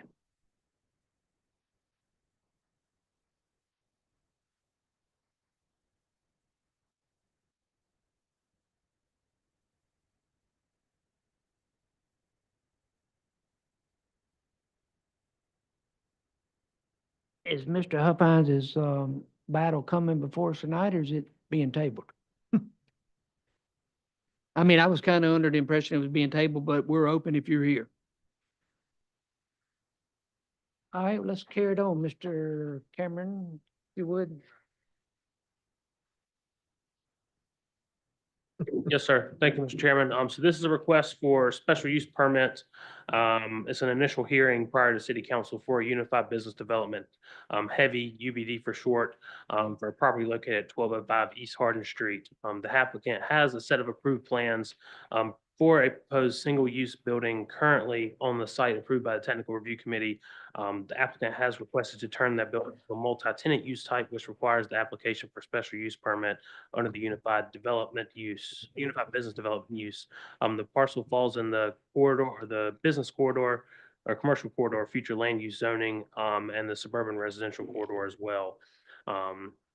There's a draft finding of facts that was provided to you all. Since this is a special use hearing prior to the city council, our ordinance doesn't state that this is a quasi judicial hearing by any means, but it says the planning board shall hear the item and provide a recommendation to city council. So that's essentially what we'll do tonight. Mr. Huffine can come and present, and we'll go from there, and you can provide your recommendation for approval, denial to them. But it's not a quasi judicial hearing by any means. Yes, Mr. Chairman, Mr. Chairman, Yes, sir. I'd like to disclose once again, within 1 mile of my daughter's property, which I have no financial interest in. Sounds good to me. Thank you, sir. Anybody have a problem with Mr. Stockton? Thank you. All right, Mr. Huffine, please come before us.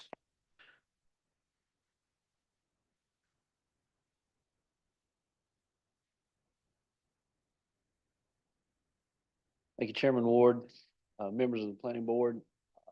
Fortunately, I was able to get here from Elon, earlier planning board meeting. We had initially contacted the chairman and Cameron to ask for this item to be tabled and continued until the June meeting.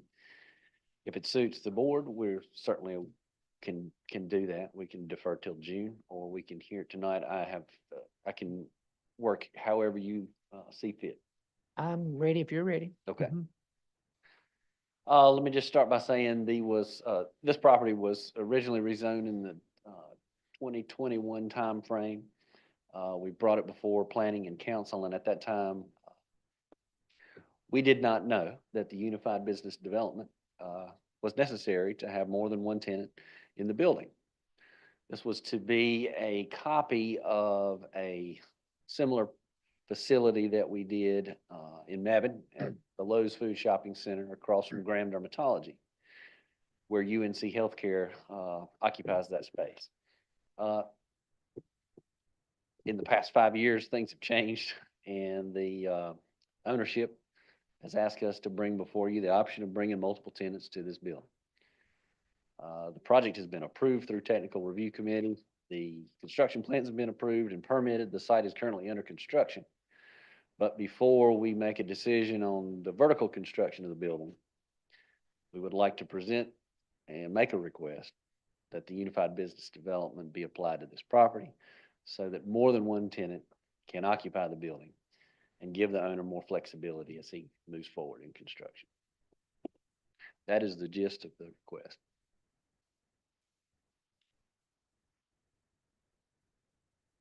Mr. Huffines, what is the potential use is going to be in this building?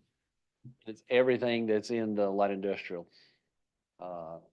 Cameron, if you want to put that up there, we would It's probably be best. right to of go list. through Yeah, those. so for clarification purposes as well, just so we're clear here, the property is zone light industrial, but the Unified Business Development heavy only permits for uses allowed in the B2 zoning district. This is kind of the discussion that we were having last month, with the text amendment that we brought forward. Why these people were having to go through this different route process is because you have a UBD in the I1, but you can only have B2 uses inside of there. I hope it's not catching you off guard by any means, but you said the uses in the I1, so I just wanted to clarify. So your typical commercial uses for what this is essentially classified as is a shopping center of sorts. So I think the proposed that you've mentioned so far, healthcare facilities and other commercial corridors of the like would be approvable in this area. They just have to meet the B2 zoning requirement. Well, that does catch me off guard. So if you'll put the uses up, we'll go through them specifically and I'll tell you. Let's do, because I want to see that. Yeah, for sure. Like I said, I apologize for that because we did bring in some of this stuff up last month and we were talking about it as well. And I can pull the ordinance section up.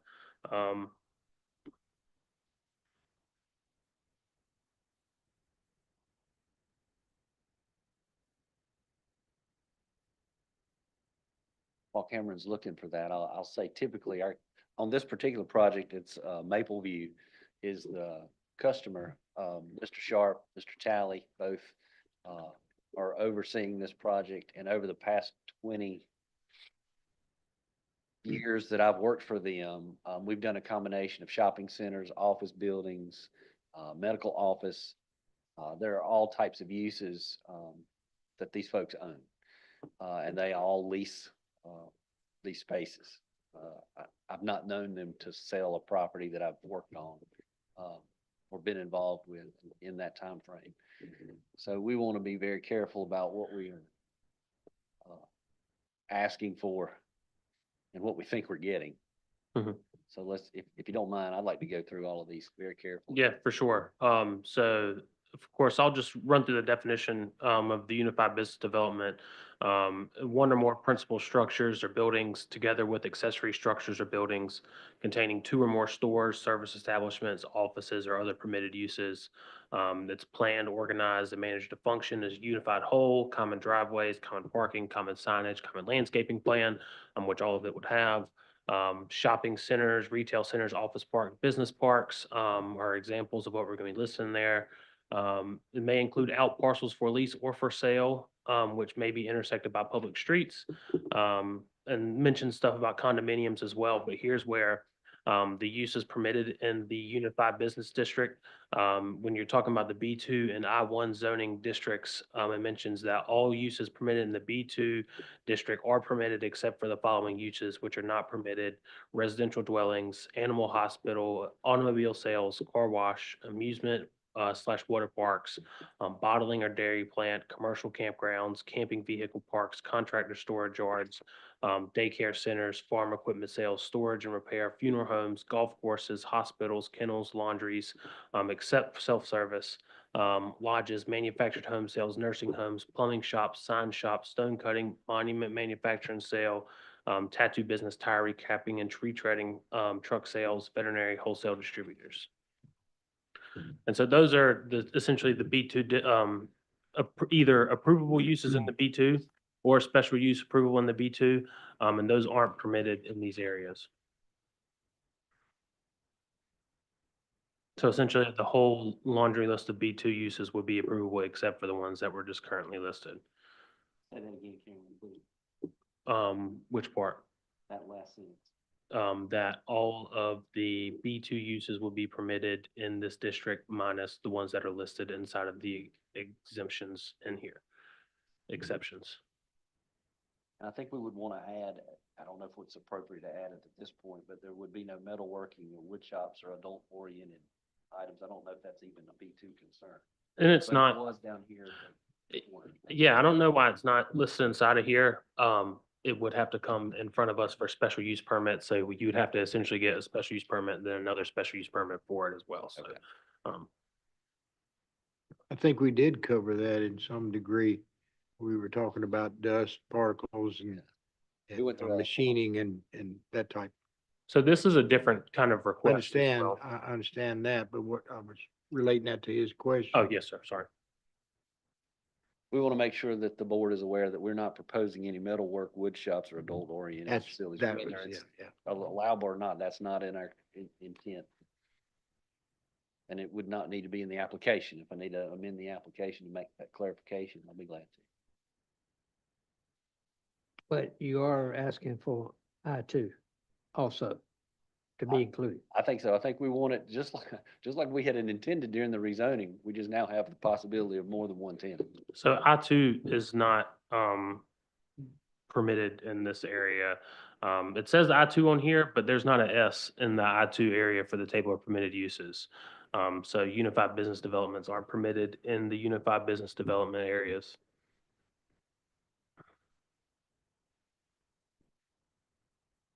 So if it's a, so if it's a light industrial use, then it can only be occupied by one light industrial use. No, sir. If it's a light industrial, it's just the zoning classification itself. So it's essentially saying right here, if the zoning district is a B2 or I1, that all permitted uses in the B2 are permitted.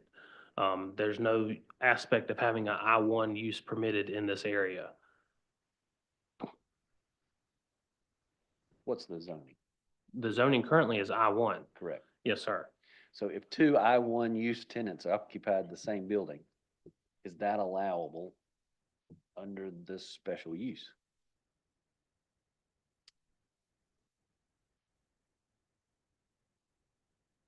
That is a concern. So what, Two I1 uses, I think you're looking at the other, unless it doesn't fall into that category either. I think that's the whole reason why we looked at that previous text amendment last month, is because that was the gray area where there wasn't an industrial user that could have multiple industrial uses on one site. And also hold multiple tenants inside of one building. The unified business development seems to be written as and always was for these types of shopping centers like we see across the street, and house different types of things. Like, I think what you're asking for would fall into that category, and I think the uses that you've discussed are permitted inside the B2 zoning district, but you don't want to force encapsulate yourself inside of that. And I totally get it, but the current uses that are permitted are only the B2 zoning ones. and if the text amendment is approved through council, Mhm. then the special use request for multiple light industrial tenants would not be necessary. Depends on if it meets the classification of what the text amendment states.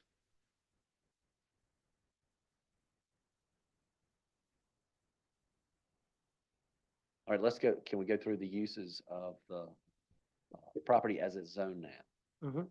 Let's just make sure that we're, So everything B2 right now can go there. Yes, sir, except for the ones that I listed out in that spiel that I mentioned, so. Go over that spiel again.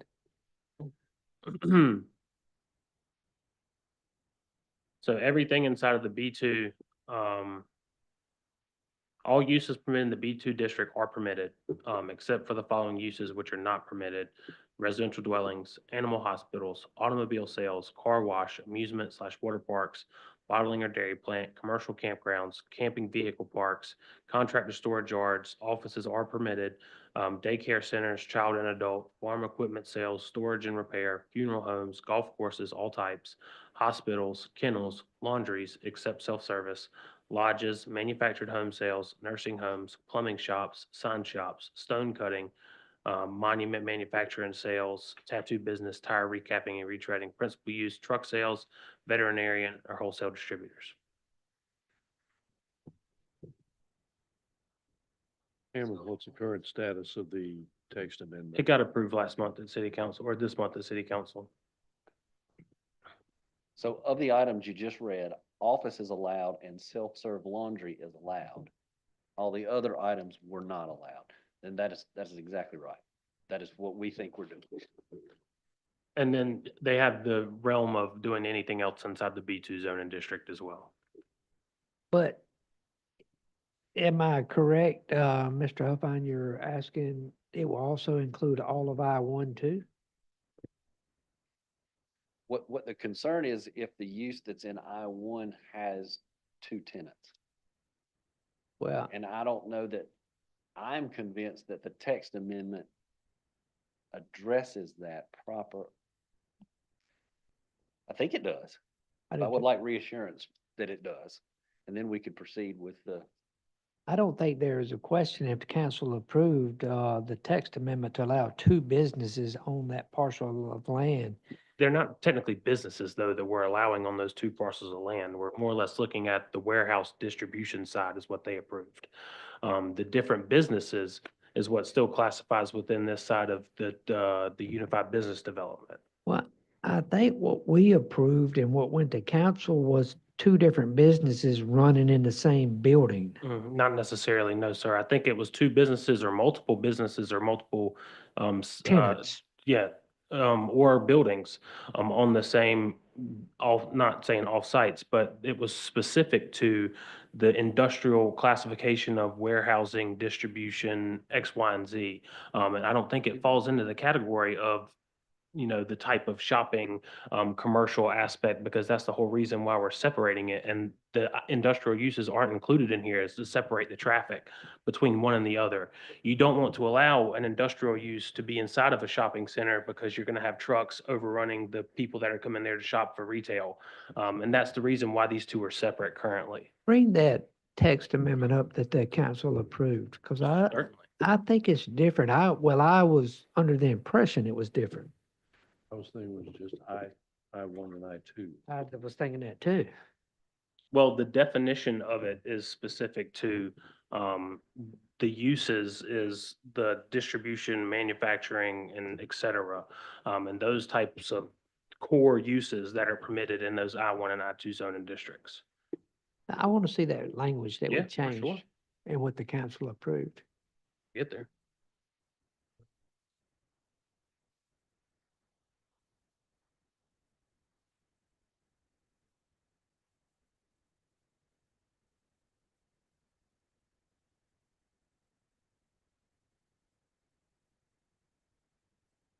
So here, established for industry, assembly, fabrication, warehousing, or other distribution with single or multi-occupancy. On sites was not included with adequate access to highways through thoroughfares, streets, and roads with adequate utilities, the transportation adequacy being subject to technical review committee requirements and approval, multi-occupancy distribution and warehouse. So it's not confined to all the uses inside the I-1 and I-2. It's just these types of distribution, warehouse, assembly, fabrication are now allowed to be on multiple sites. I thought the text amendment that we was approving and that we talked about was to allow multiple businesses to run out of a industrial site. No, I think what we approved was to allow for multiple businesses, but multiple distribution, warehouse, industry, assembly, fabrication, or distribution to run out of one site. Very narrow definition. Yes, sir. So not specific to a snow cone shop that wanted to go inside of an industrial building.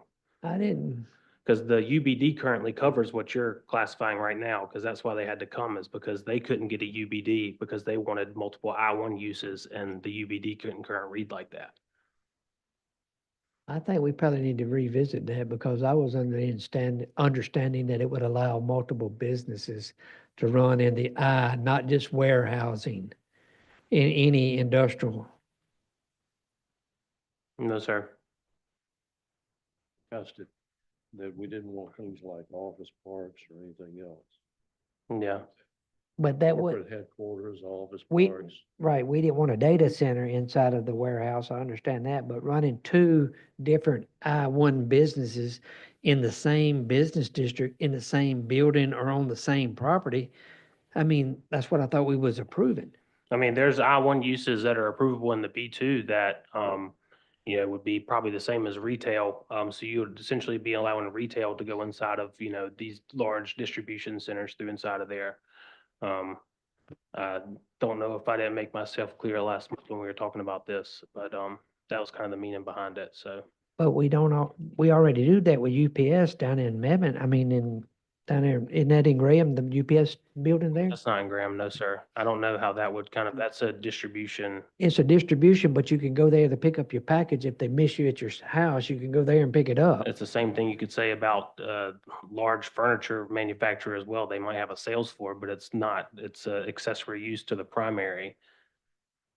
The same with having an office space inside of a, or a showroom for cabinetry, that they're making cabinetry on site and distributing it. And I totally misunderstood then what we talked about last month, because I truly thought there was multiple business uses that could be in that industrial There is, zoning. but they're honed in on these types of uses here specifically. I thought we had just eliminated strictly just, there couldn't be a data center, it couldn't be strictly offices, it had to be more warehouse or oriented to that, or assembly or that That's what- nature. That's what it's written as, but it's not gonna permit, a health center is not necessarily defined for, industry, assembly, fabrication, warehousing, or distribution. It may be approvable use in the I-1, but it doesn't fall in that category to have multiple uses inside of there. So what is the fix? I don't think there really is one right now. I mean, the fix is that he has a special use in front of you that can conform to what he wants to do, because, or can conform based on the potential uses in the B2 zoning district. If somebody wants to have a use that's permitted in the I-1, then something would have to be rewrote. Mr. Huffine, not to put you on the spot, but can you think of any I-1 that you would be seeking to potentially maybe come in there? What type of businesses? Absolutely. If we could read the list after I make this response, if a Ferguson, Right, enterprise? company Mm-hmm. and, Concrete. Toro lawnmowers, occupied that and had, those two uses. They are, both appropriate for the B2 and the light industrial. And they are two separate tenants. I don't disagree with what you're saying there. I'm not gonna recap the tires, but I may have UNC Healthcare, this would be a stretch, UNC Healthcare office on the north end and Cone on the south end. And that's an office space that's divided into two tenants, where the exterior of the building would behave the same. They share the parking, the landscaping, the responsibilities, utility connections, all of the things that are being addressed by the Unified Business Development. How many total tenants are you talking about in per building? I don't know. It's one building and we probably got more than one, and that's why we're here. What's the approximate square footage? 19,600. So it could be multiple bays. It could be. No, I think the initial plan that you submitted had multiple as well, so. Yeah, It's changed, sometimes, so. So Cameron, is there a solution that we could do, a workaround to address what we're talking about tonight? The workaround is, I mean, he applied for a special use for, So we relieve the conditions, there's no conditions that are associated with it, though. but he applied for special use. Yeah. I don't know exactly what you're kind of asking. He applied for the special use, and the special use requirements constrict him to those of the B2 use, except for the ones that I listed. except for the ones you So listed. you'd either recommend an approval based on his request for the UBD, or recommend denial on his request for the UBD. But the standards that lie are that the uses inside of the B2 zoning district, he is allowed to have multiple tenants inside of that large building that all meet the B2 criteria. And that's kind of it, except for the ones that were listed. Can you read the uses in the light industrial? All of them? It's a ton Yeah, I of them. can't see. I've been looking at them here.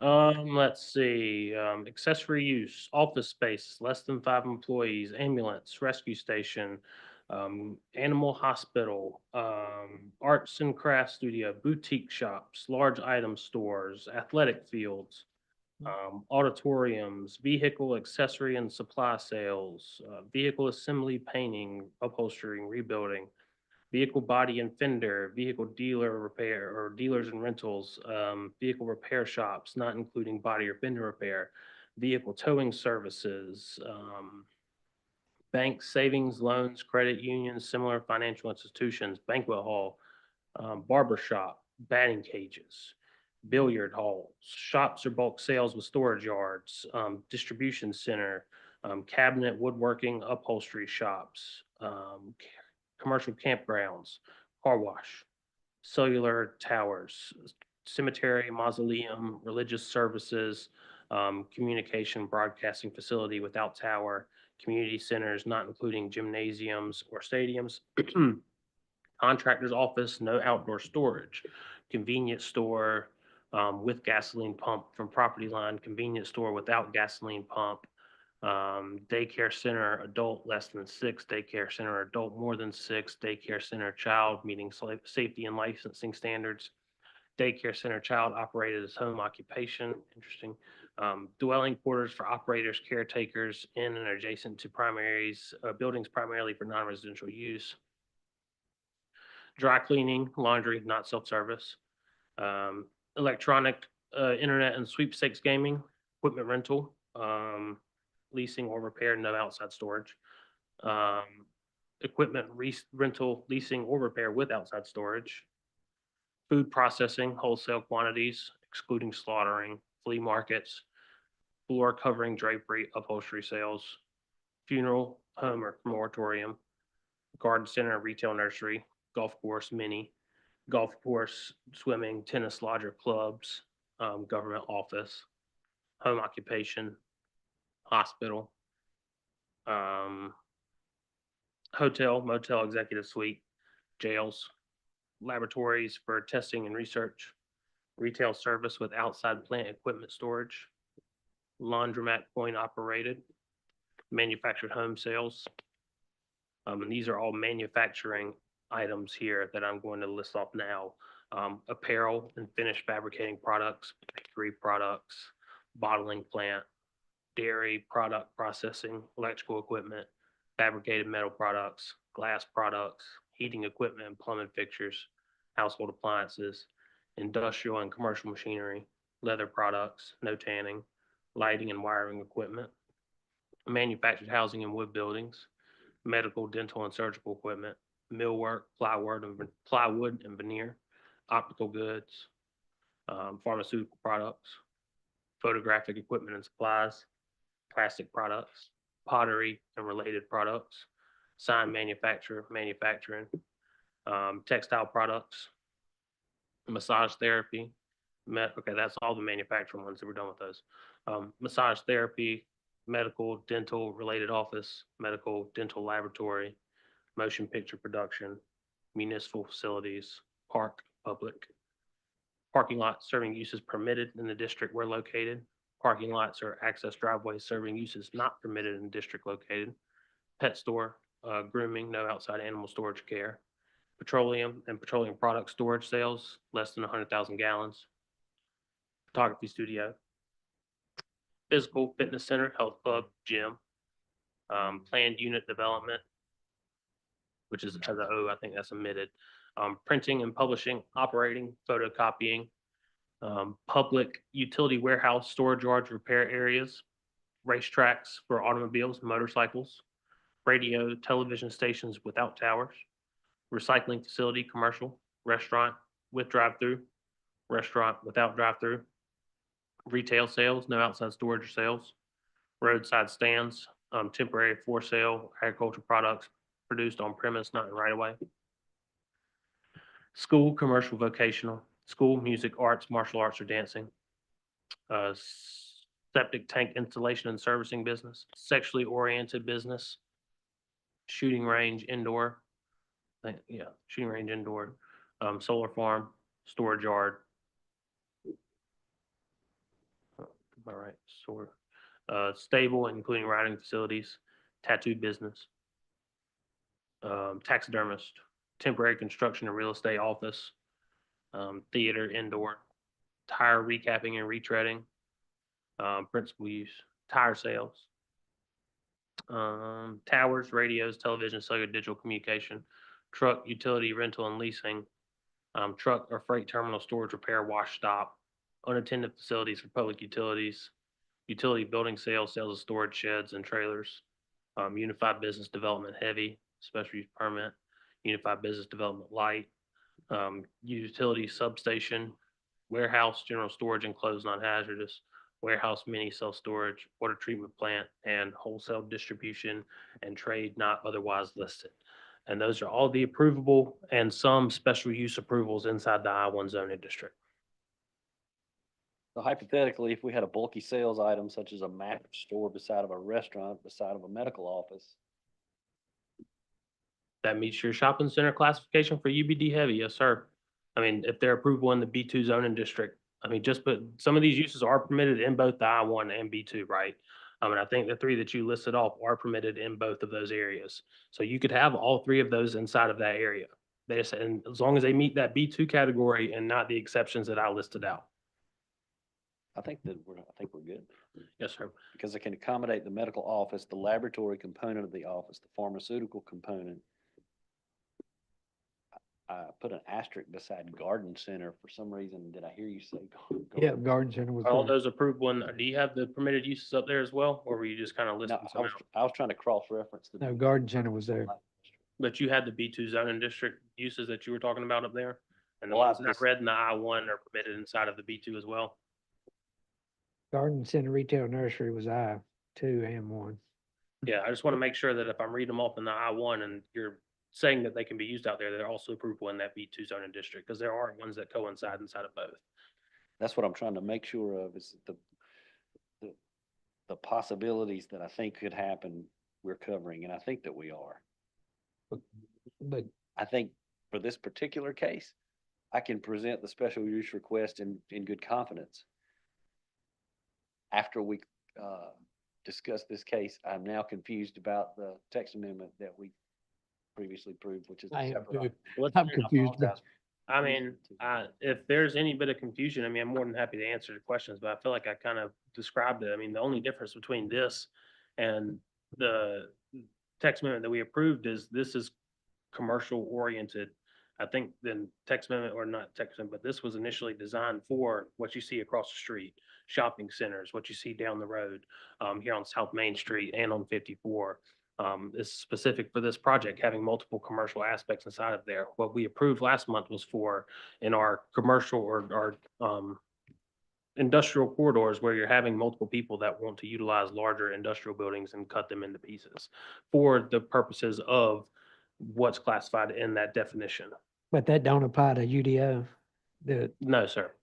No, there's no special requirement that was brought up during the meeting last month that we were ready to talk about, but no decision was talked about. Y'all were ready to approve it as a use by right, so. And garden centers are approved in a B2. Garden Center Retail Nursery B2 and I-1 and 2. I'm looking at, so. Yeah, like I said, there's a laundry list of stuff that would be approvable in both, but there's also some in the I1 that aren't approvable in the B2.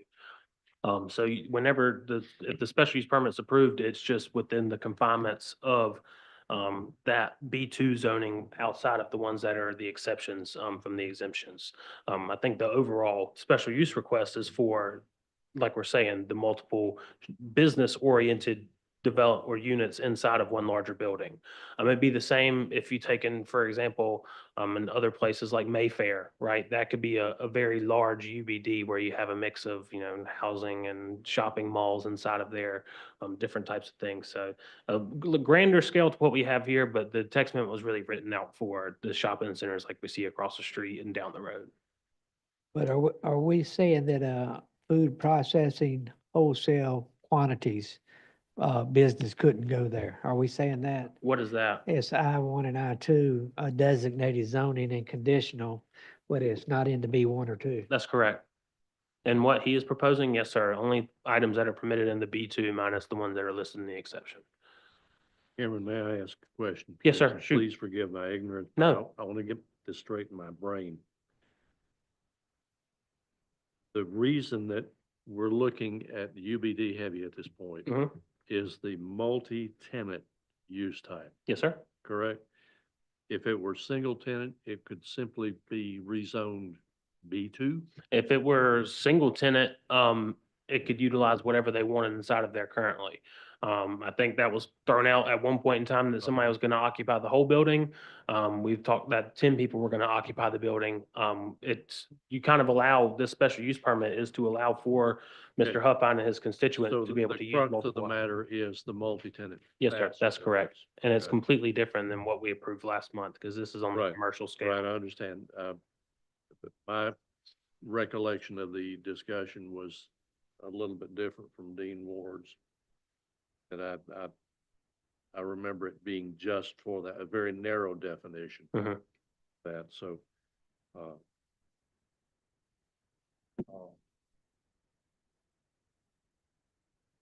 not to, Right. it was a complicated discussion, It to be was. sure. So what we're looking at is simply assuming that all of the findings of fact and conclusion, those 6 items have been met. All he needs is approval or disapproval to send it on to council. Yeah, so you correct? just need a recommendation of approval or non-approval, yes, sir. Based on what we've talked about now, if you feel it's subsequent to, we discussed if it's right for the area and it meets those facts as well, so. Okay, so what you're asking, Mr. Huffine, is you're saying that these findings of fact and conclusion have been met and that you're asking for the special use permit based on the multi-tenant condition. Is that correct? That is correct. And those 6 items are what I will testify to if we are so approved and moved to city council. What I now have a better understanding of is the cross-reference between the uses that are allowable in B2 and the light industrial. One, I'm sorry, in that I1. are allowed under that UBD heavy classification. Is that correct? That's correct. That was your gray area. I think so. So you do realize that, if I'm reading this correctly, if somebody wanted to open up a, gun store in your development there, that wouldn't be allowed. Right, the shooting range was not allowed. Not a shooting range to sell guns and ammunition. Sporting goods, guns and ammunition. What, So is there a specific It's, usage you're it's, looking at? it is allowed in the I2, but it's not allowed in the B1 We're in B2. We're in B. or B2 either. Which one are you referencing, Chair Ward? Ammunition and small arms. So, I think when you're looking at the ammunition and small arms, that is in reference to the manufacturing of such. If you, Akin Yeah, to a gun. so you can do a guns, that's essentially considered retail by what our development says. But right here where you see the ammunition and small arms, it's under this stretch of manufacturing and industry, assembling, manufacturing compound, all the such. So that is the manufacturing or assembling or compounding repair of ammunitions and small arms is what is approvable in those areas. So the So form the sale of ammunition and guns could potentially be approvable. could be an approvable It business. depends on if we classify it to meet the B2 requirements. Yes, sir. I think there was one in the shopping center on Auto Park. Auto Drive. Park, that's what Yes, I was sir. referring That, to. I Mhm. believe had a zoning permit active at some point. Yeah, Rudy Cortese had one in there. That's right. However, if 2 firearm and ammunition tenants occupied the same building,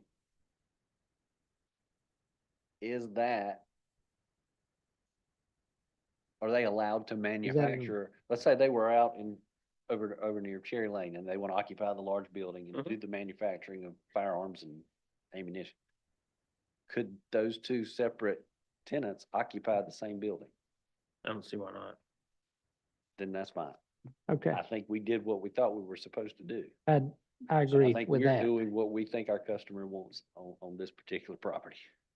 So So, Is Mr. your- Wooten, in response to your questions, I'm convinced we can move forward. Okay. With the request as written.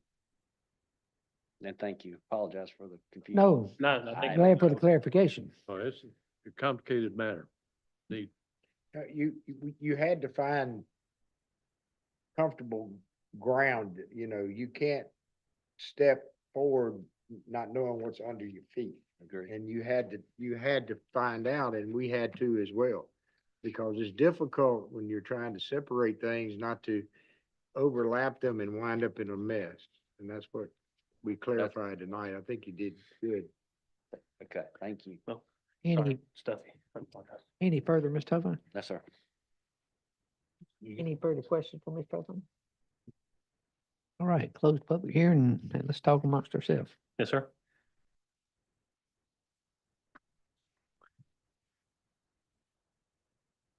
I'm open to what you guys want to talk. You want to start it, Mr. Tucker? Good, good. Mr. Wood?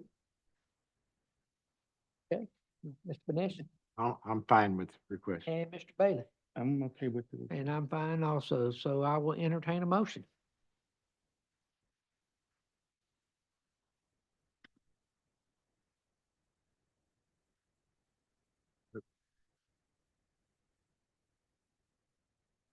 You can put one in here. Oh, there should be. Yeah, there it Mr. is. Chairman, I'd like to Go ahead. move that we go ahead and recommend approval of this request based on the Graham 2035 Comprehensive Plan and the City of Graham Development Ordinance. The development furthers goals of the Graham 2035 Comprehensive Plan, and is in conformance with the commercial corridor land use type. And the development appears to meet all 6 conditions required by Section 10, 144 of the Development Ordinance. Thank you, Mr. Wooten. I will second that. All in favor? Uh, Any opposed? Thank you, Mr. Huffine. All right, Come participate on the last item. I will leave him out there. we got one more. We'll leave him out there. Could be easy. He can come up here. I'm messing with him. Come on, Mr. Huffine, since you're here, join us. We'll talk about some CBD and some vape. Yeah, exactly. We'd hate to leave you out there with Mr. Boney all by yourself. He's a shark. Okay, Cameron, if we'll go to the last one, please. Yes, sir. Yeah. We're certainly glad you can make it, Mr. Huffine. Me too. Thank you. So city council has requested city staff to address the lack of use types and regulations for tobaccos, CBD, and vapor shops inside of the development ordinance and update it. Prior to the update, the use was viewed as a retail sale with little to no regulation associated with it. This amendment will provide a definition, special use permit or conditional zoning requirement, and other regulations in order for a potential use to be approved. All supporting documentation has been provided to you all in your agenda packets for discussion. That's essentially about all I have. There's a definition, pretty much, pulled from some other areas around. It just puts a, licensing requirement, and the same kind of distance requirements that we see in, bars, adult establishments, essentially being 1,000 feet from those, types of uses, as well as, schools, cultural facilities, communities, centers, childcares, nightclub, parks, religious institution, and also similar tobacco, CBD, and vapor shops. And also has designation for the sale of tobacco and et cetera inside of larger sales stores like your Food Line, et cetera, where it's still permitted inside of there, but to an extent. Cameron, did you get any input from the police department on this? No, sir, but I know this is something that the police department has requested prior in the past. And we've had a little bit of complications with the hemp shop that we have here on Hardin Street in Graham, I think, has we not? Yes, sir.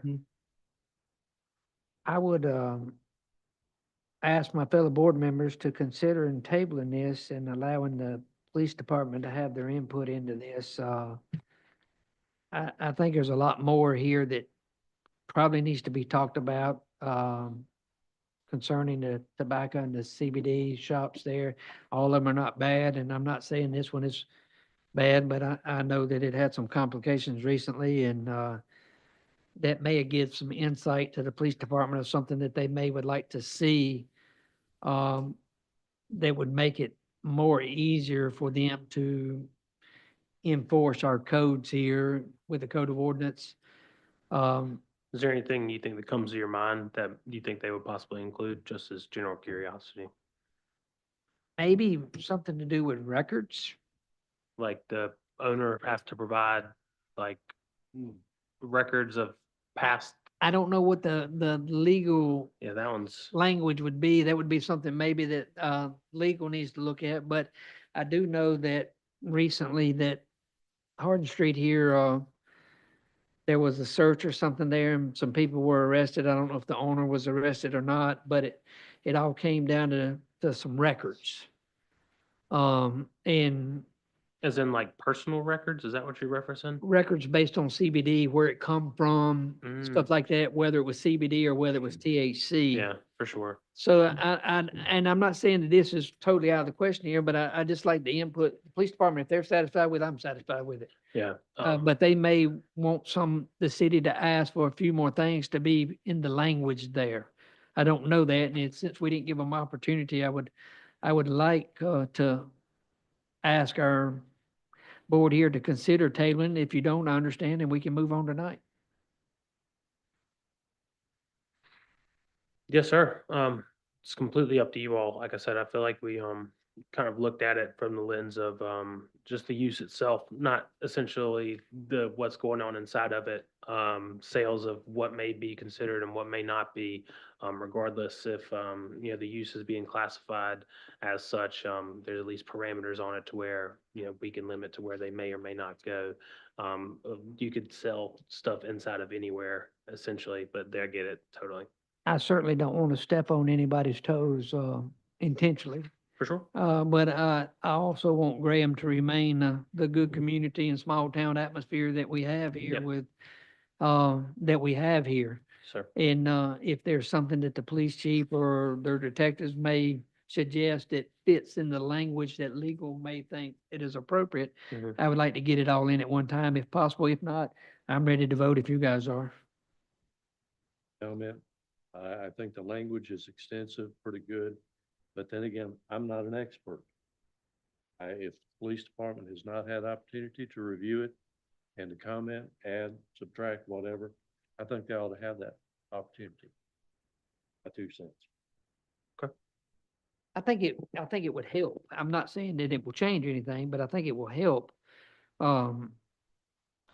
They may see something or know something that we're not looking at just from their perspective of investigations that they've done. Mhm. That maybe 1,000 feet is not enough distance. Maybe it needs to be 2,500 feet, and maybe churches and other things may not be in the area, or group homes, or Mhm. I don't know. I'm just throwing things out there, but I would like them to have their input. Yeah, sure. If that's what you all would like, we can definitely do it. Mr. Doc, Mr. Chair, I'll make a motion that we table this till we get further input. that's how I want to give each one of them a chance to, Mr. Benesh. I personally don't have a problem with the text as is. However, I feel like there's some holes in it, and those holes need to be clarified. And with that, I would, go along with the tabling of the issue until we got further, input from legal authorities. And, Mr. Huffine? And I'll add to that, I think as planning board members, we were given the charge with our appointments to fully vet text amendments. A few years ago, we were given that directive we were sending text amendments to council, text amendment after text amendment, not necessarily this particular board, but Mhm. in the absence of any citizens, police officers, vendors, anyone here to speak to it, we would be doing a disservice to the council if we didn't table it for some better input. Thank you, Mr. Huffine. Mr. Bailey? Yeah, I agree with you as far as tabling, till we get some input from the police department or / detectives there, because that's part of the community Or the city attorneys to be. or the city attorney. So get the input from police and see what they throw out there and then see what the attorneys think about it. Got you. Yes, sir. We do have a motion by Mr. Stocker to table this. Do I hear a second? Second. All in favor? Uh, Any opposed? Thank you, board. All right, Cameron, let's get right on to the time here. Mr. Boney's ready to go home, I can tell. Do we have any public comments, non-agenda items that you would like to talk about? No, sir. Outside of course, the stuff that we talked about, at last month's planning board meeting, the text amendment was approved. The rezoning, did we have a rezoning or was it just whatever it was, it got tabled? Okay. Yes, sir. The other one got tabled. No, it got approved as well. It was It got the, Hairdresser. yes, sir. So those two got approved. There's multiple that are still tabled at city council. Cameron, just a question about that. I noticed in the text amendment that they put on sites back in. I thought they did not. I thought they went with the recommendation of planning board to remove on sites. That's what Aaron told me. What you read had on sites. That was whatever I proposed to you all initially. Okay. Okay. I did mention whenever we were reading through it that the on sites was redacted. I I'm apologize. Yes, sorry, sir. I That didn't, was, didn't hear that. yeah, no problem. No issues. Y'all will not have me next month. We'll likely have Evan in here in my wake, so take it easy on him when dealing with this text amendment, but I'll make sure he's fully vetted prior to this as well. Tell him to sharpen his skills. I know, listen, the first time I had to fill in here, Mr. Ward gave me the runaround, so I don't know if I'll have to get Aaron in here to help him out a little bit, but he should be. I think he can make it. Yes, sir. As of right now, that's the only thing we got. We still got a couple days. What's the date of next month's? I think it's the 17th. 17th? Yes, sir. I can tell you right now, I will be out of town. Yes, sir. Thank you for that We'll notice. look towards it. Like I said, this is the only thing that we currently have. We still got 4 more days, I think, until the deadline is for submittals. So we will look towards that. If we decide that we can't have a quorum, we may just extend it to the next meeting that we have, but it seems like it's just you at the moment, but something may come up. But I'll let Evan kind of deal with that when the time comes. Mr. Stockert. Has there been an update on the Ivy Road and Gilbert? Did that come back to the board yet? They are still tabling it, yes, sir. I think I don't know what they're doing really. I think they're weighing the options with the potential conditions that city council is requesting and see if it's fiscally, financially available for them to do. So, the Marshall Street rezoning's been tabled. And I think those are the only things that are still kind of outstanding out there. And how long can they table before it gets pulled? I don't think that there is I think, Council gets it's- tired of it. Yeah, I think the only deadline for tabling is when it's in front of you all. I think there's a 60-day period of when city council can go move forward without a recommendation from you all. It's not required, of course, but they can. Mr. Burnett, you have any non-agenda items? I do not, sir. And Mr. Hupine? And Mr. Bailey? No, sir. And you got any other staff comments you want to talk about? No, sir, I think I provided everything. All right, I'll make a motion that we adjourn. I'll second. Thank you. All in favor? Aye. Any opposed? Time to Better go. not. Time to go. Come in, who-